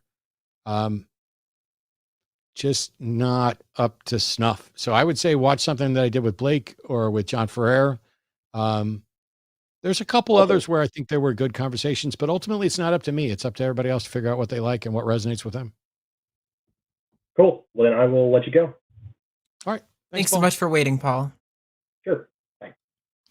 Also, Monster in Head just said in chat, we missed Matt at BajaCon, but he sent a nice video and it was good. Thank you so much for saying so. That was, nice. I know I touched on this at the beginning of the show. I was I do everything live. And even the videos that I do for the Atheist Debates Project, I sit down right here and I try to do them no cut.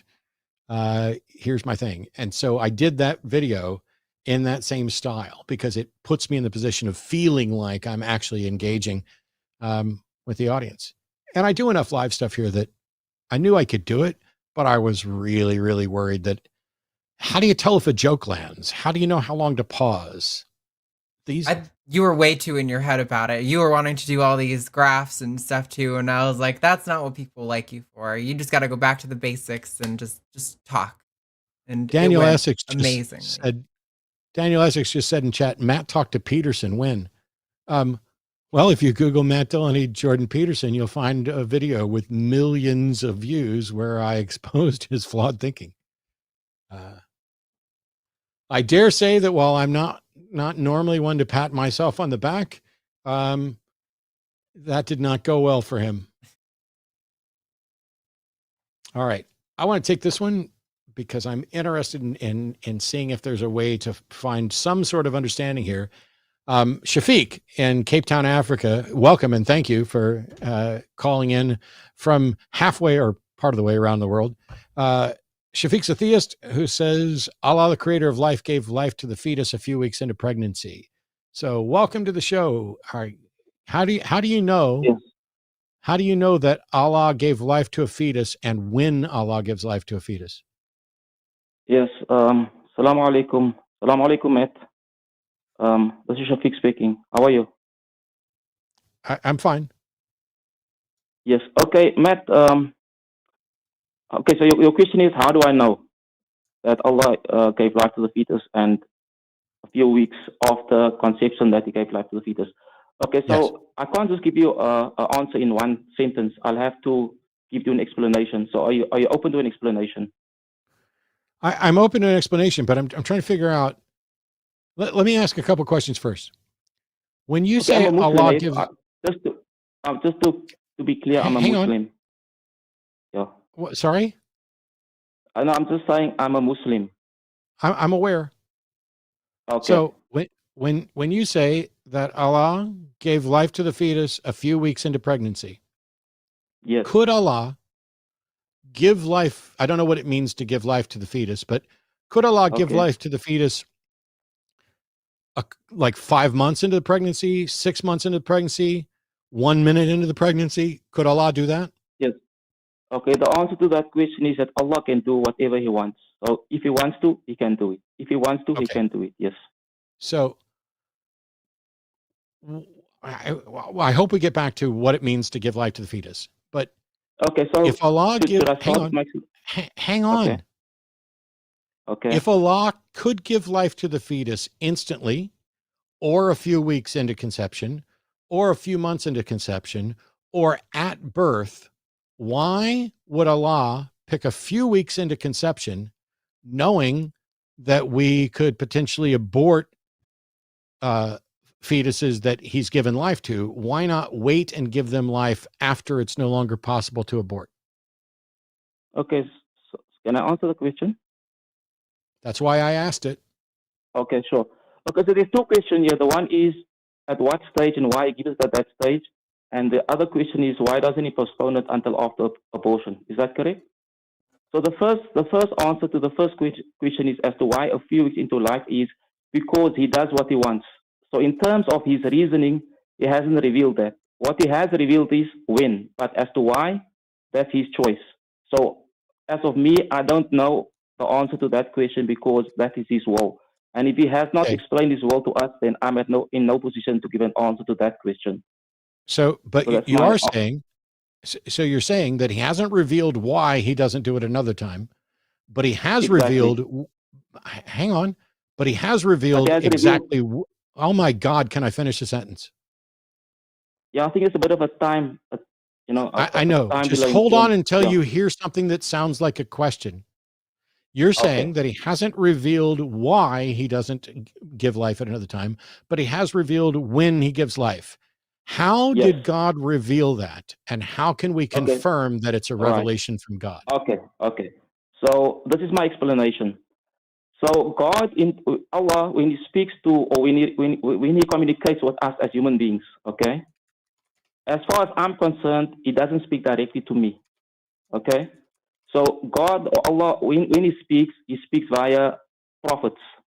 So prophets receive a revelation from Allah, and they convey that which has been revealed to them, to humanity. So as a Muslim, we believe in the last Prophet Muhammad, peace and blessing be upon him. No, Shafiq, I have zero interest in you telling me other things that you believe in. I'm trying to get to the root of why. So if you believe, oh my God, listen, if you believe that Allah speaks through prophets and prophets relay that information to everybody else, how do you tell which person is actually a prophet speaking on behalf of Allah?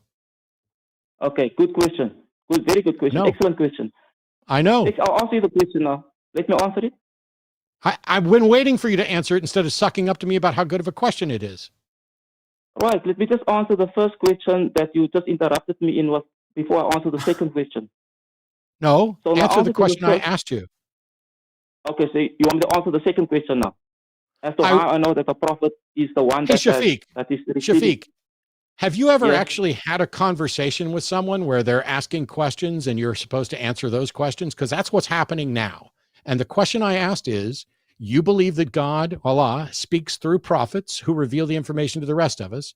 And my question is, how do you know which person is a prophet who is actually speaking on behalf of God? That's the question. How do I know?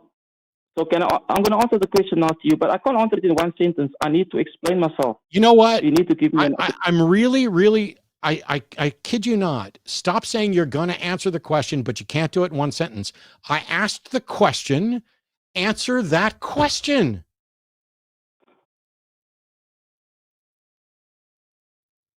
The reason why I know that the Prophet, peace and Muhammad, is the one that received the revelation from God is because, number one, he spoke the truth, which is the revelation from God in the Quran. And this Quran matches up with the reality that we experience. That we experience in our life. Is it possible for someone to speak the truth and for them to not be a prophet of God? They can speak the truth, but not the absolute truth, because only God knows the absolute truth.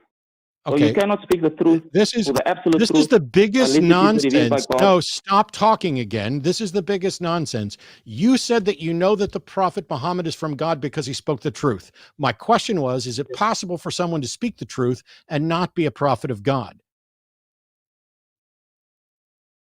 Are you thinking about absolute truth? Like empiric truth? I don't know or universal Shafiq, truth? Stop. I don't know what the fuck absolute truth means. Truth is just truth. There's only one truth. There is truth. So a statement, any statement, is either true or not true. I don't know what the fuck you Okay. mean by absolute truth. Okay. Stop adding Okay, words in that I didn't fucking include. Is it possible? You didn't say, I believe that Muhammad is prophet because he spoke the absolute truth. You said truth. And I'm asking the question so- based on what you said. Okay, so you can only speak from of knowledge if the knowledge comes from God. That's it. You can't speak about knowledge if it doesn't come from God, and you don't know anything. So knowledge comes from God. Excuse me. That is my belief. Excuse me. I Yes. know that this is a cell phone that I'm holding in my hand. Prove that I can't Yes. say that unless the knowledge comes from God. Yes, exactly. Exactly. I just asked you to prove that I cannot say that knowledge claim unless it comes from God. And you said, yes, exactly. Because knowledge is not something that just appears from nowhere. It needs to come from a source. I didn't So say that God knowledge installed is that knowledge something. in No, your no, brain sir. in No, order for you sir. to know that it's a No, cell phone. sir. I didn't make any claim about knowledge and whether or not it comes from me. You know what knowledge comes from? Investigation and experience. It comes from my brain evaluating claims and the evidence for them. You are claiming that I can have no knowledge and make no knowledge claim without a God.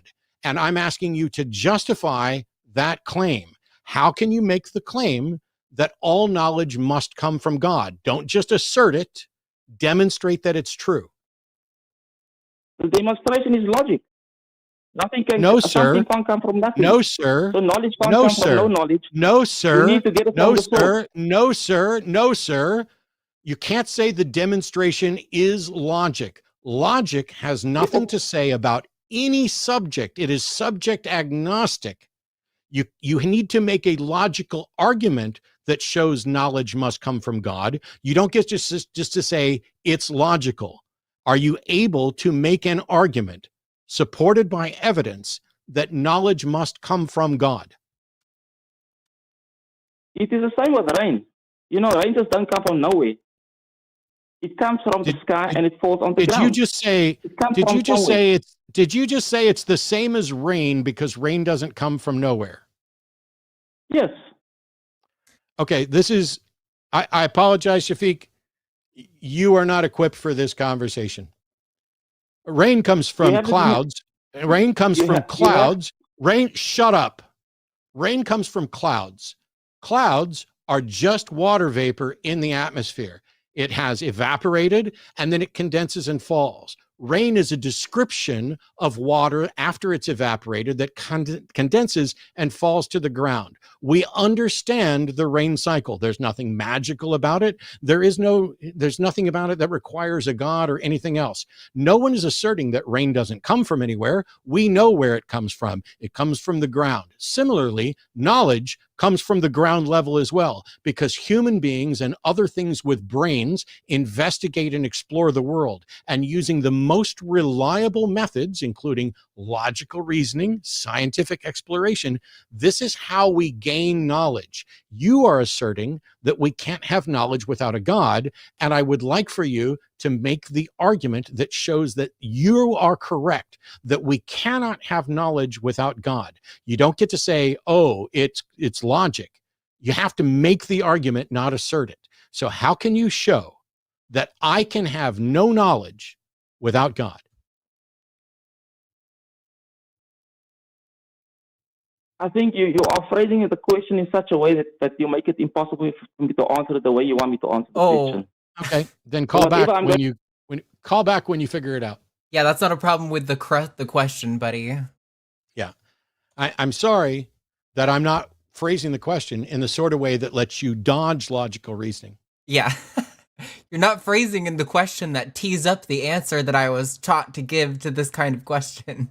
You know why you're irritated at the phrasing of my question? Because I'm not an imam who's trying to delude you into. So this is what I say, where Muslim apologists are among the worst. It happens over and over again. The inability to understand the basics of logical reasoning. By the way, don't get me wrong, Christian apologists aren't very much better. And some of them are definitely worse. I'm just talking about on average. When I say, demonstrate that I can't have knowledge without God, and your answer is, it's just logic. I mean, that's really bad. It's not an argument. It's not evidence. It's really bad. But we'll try again, because I'm always hoping that somebody's going to do better. So Felix in Georgia is a theist who's going to call in to defend that the Quran is the perfect miracle that proves Allah. So welcome, Felix. How are you? Assalamu alaikum.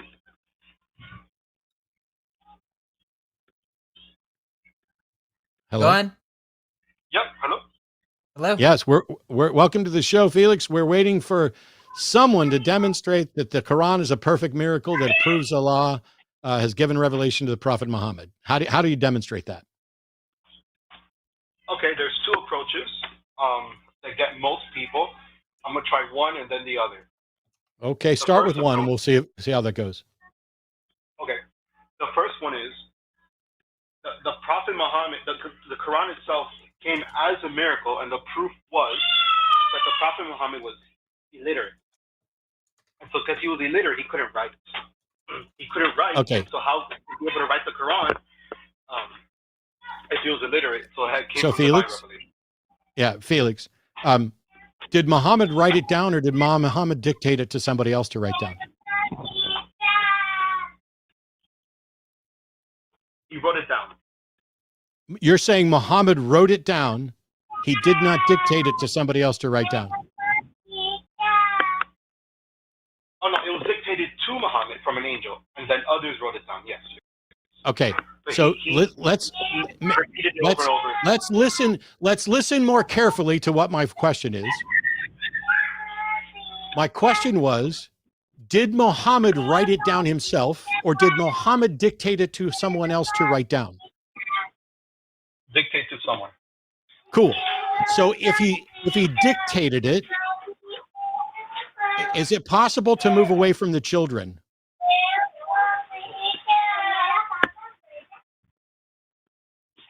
Okay, 1 second. Okay.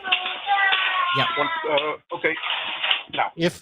If Muhammad dictated it to somebody else, then it does not matter if Muhammad was illiterate, because an illiterate person can tell a story to someone else and have them write it down. So since it doesn't matter whether he was illiterate, why on earth would you point to him being illiterate as proof of a miracle? There's no way an illiterate person could dictate that. No, Do you sir. think illiterate people can't speak? In such complex language? Illiterate means, do you know what illiterate means, Felix? You can't read? Correct. Right. So that has nothing to do with the capacity to have complex thoughts or to the ability to convey them. Or to tell a story? None of that is impacted in any way by being illiterate.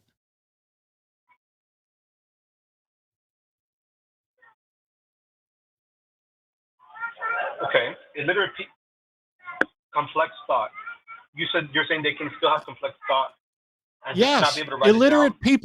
illiterate people can be brilliant. Literacy is something you learn. It has nothing to do with your ability to convey or have thoughts. There are plenty of brilliant people throughout history who were illiterate. Matter of fact, most everybody was illiterate for a very, very, very long period of time.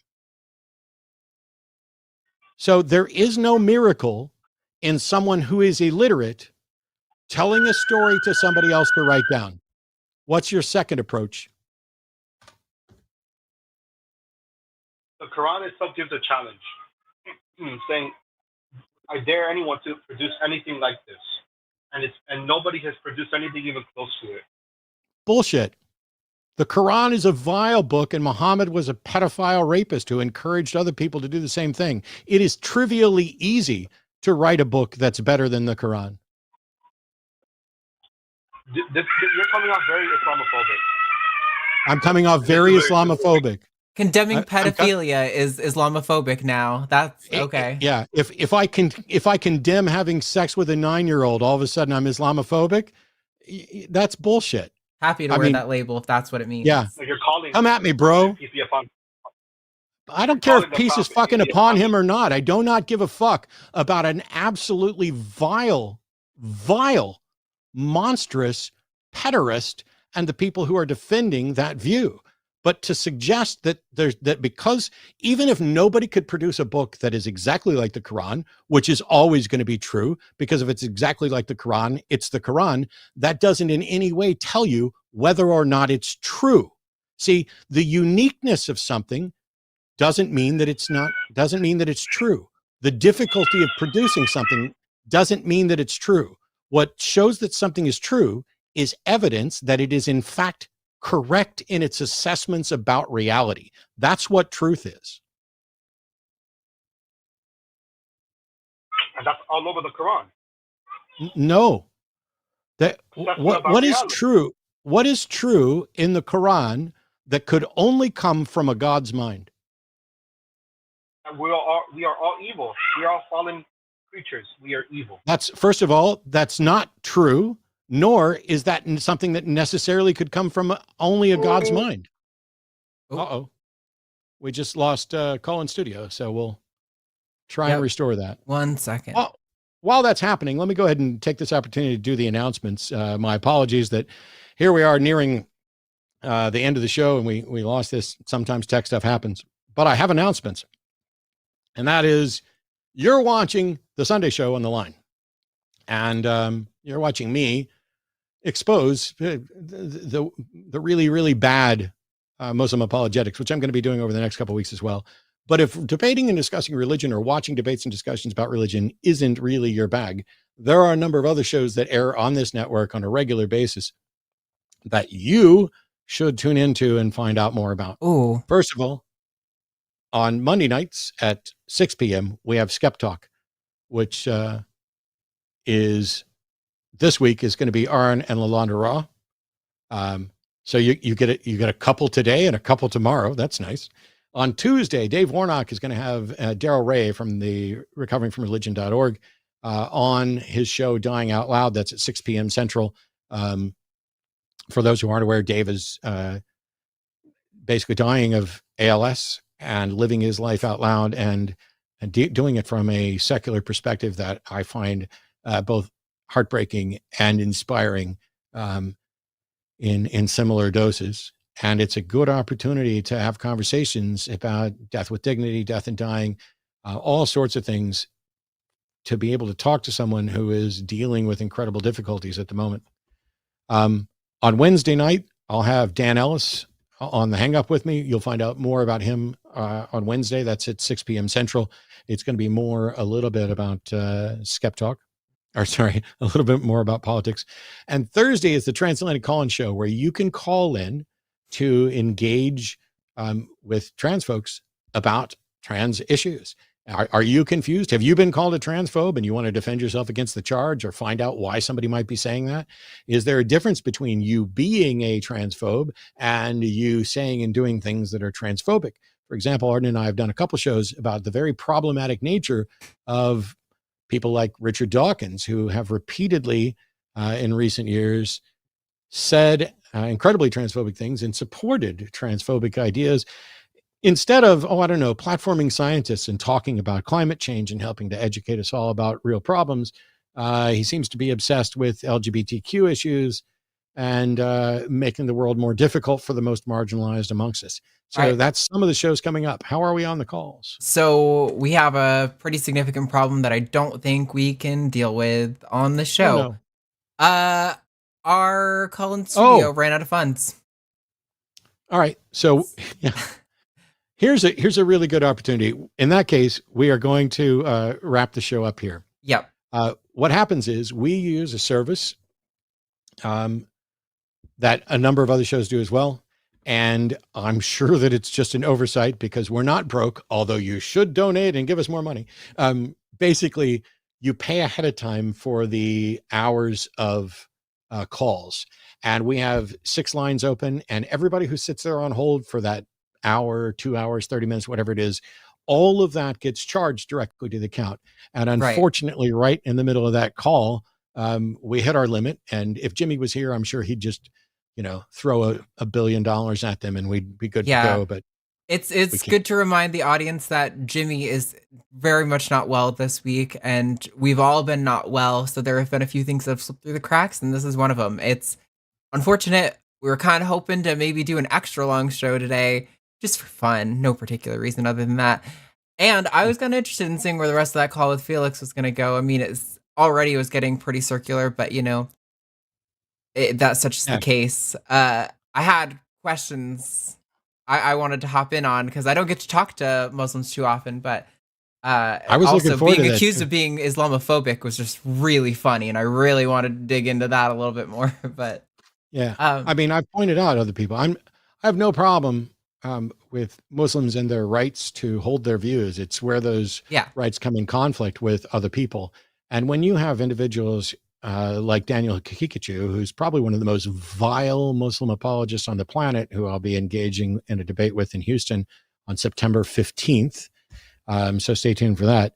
I mean, literally, I've watched him sit there and defend the notion that if a 4-year-old suffers precocious puberty, that is essentially Allah saying, this individual is old enough for you to have sex with and consummate a marriage, or younger if they happen to go through puberty. It's just that 4-year-old is the youngest precocious puberty out there. So for those people who think that I'm just going for the sensational, oh my God, look at Matt go. He's calling Muhammad a pedophile. Yes.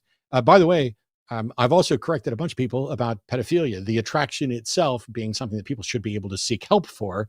And it's not that the attraction is the problem. It's what they do on behalf of it. And if you are defending child rape and child marriage, I don't care if you're a Muslim, a Baptist, a Catholic, a Hindu, or an atheist, you have sold out your humanity. You have thrown away your moral compass and are willing to die on the anthill of perversity and harm and corruption. And I will never not say that, which is why maybe we'll have to have some security at some of these events. Because when we have a discussion, as we're going to on September 1st, I'm going to be doing a debate on modern day debates, secular humanism compared to Islam. And I've got the research already done, but we'll sort this out. When I ask someone about whether or not Islam is true, and they say, well, nobody could produce a book like the Quran, that's irrelevant. I think it's wrong. I think I could write a better book. I've already proven I can write a better book than the Bible. I could rewrite the Bible word for word, reverse its position on slavery, and it's better. I could rewrite the Quran word for word, be it in English, because I don't speak or write. I'm illiterate in Arabic. But illiterate doesn't mean that you can't have robust concepts. Muhammad being illiterate and producing a book by dictating to somebody else is not remotely a miracle or remotely impressive. And the fact that there are people out there who are buying into this and saying, oh, here's someone who's illiterate, and they're equating illiterate with stupid or uninformed. That's not the case. I wish, part of me wishes that people knew more about people like Helen Keller, for example. Helen Keller was blind, deaf, and dumb, unable to see, hear, or speak, and would have been illiterate and considered incredibly stupid or some other term for the entirety of her life if it hadn't been for someone engaging with her and helping her to understand and communicate sign language and Braille, etc. She wrote a book on her life. Can you imagine what it's like to not be able to see, to not be able to hear, to not be able to speak, and have people presume that you're stupid when the only thing you lack is the tool to be able to communicate? The notion that people want to say, well, Muhammad was illiterate. Okay, well, first of all, why the fuck didn't Allah pick somebody who was literate, who could write it themselves? Why did he pick this person? Oh, if there's nothing special about the prophet other than that he is the truth vessel, the truth lightning rod from Allah to the rest of us, then it shouldn't matter that he was illiterate, because nothing about him being able to read or write is remotely relevant to the Quran. The Quran is not impressive. The Bible is not impressive. They are both books that have impacted society, and they are impressive in that sense, in that there are people who believe them, there are people who value them. There are good messages in both of those books, and there are vile messages in both of those books. Neither of them are miracles that are remotely impressive. I look forward to those debates. I'm very sorry that I couldn't go to Baja Con today. I'm really sorry that Arden didn't get to question our final Muslim caller, but call back at another time. Yeah. And what's the last minute announcements before we get out of here and turn everybody loose to go do other things? I think there is real Islamophobia in the world, and it has nothing to do with correctly calling a pedophile a pedophile. Yeah. No, the real announcements. I mean, obviously, you know, as much as Jimmy would hate it, send him some love in the comments to let him know we're thinking about him. We hope he gets better soon. Send some cash if you have it, because clearly we need a little help. Even though we're not broke, clearly we need a little help right in this moment. And subscribe to the Patreon. You know, I wish I could plug other things that I do, because it worked out really well for me last time, but I'm going to have to be more subtle about it like I am right now. In hopes that maybe some of you catch my drift and support me too. I'm going to do something unusual before I say goodbye. Do it. I have 3 friends who are currently live on the air right now, and while I'm not going to direct you to them, I will say that they are 3 good people who are doing good work. And if you got nothing else to do and feel like participating there, I understand that, and I support that, and I wish my friends the best. And to the people who are no longer my friends, get fucked. I'm still having fun on Sunday. Anyway, we appreciate everybody watching. Tune in to all the other shows on the line. Don't forget about Monday night, Tuesday night, Wednesday night, Thursday night. Oh my gosh, we're going to give you Friday off unless we do because I want to, but there's going to be a lot more political conversation coming up. And on Wednesday, I've got loads of new stuff, including about the Wisconsin Supreme Court, Trump's arraignment, and the future of the election. Are we screwed? Are we doomed? We may be doomed, because climate change is a real issue that we're kind of ignoring. We're worried about terrifying trans people in sports and whether or not kids should have some rights and where parents fit while the planet burns, which is incredibly disturbing. If you lived in Austin, you might care more, since we're on like day 40 something of 100+ degree weather. Anyway, enough of me whining about all the rest of it. I hereby release you into the world to go forth and do great things and be kind to each other whenever you can. Bye. See you guys later. Do our little mic off, and I say absolutely terrible things. Yeah, say horrible things. Terrible, Muhammad was a offensive terrorist. things.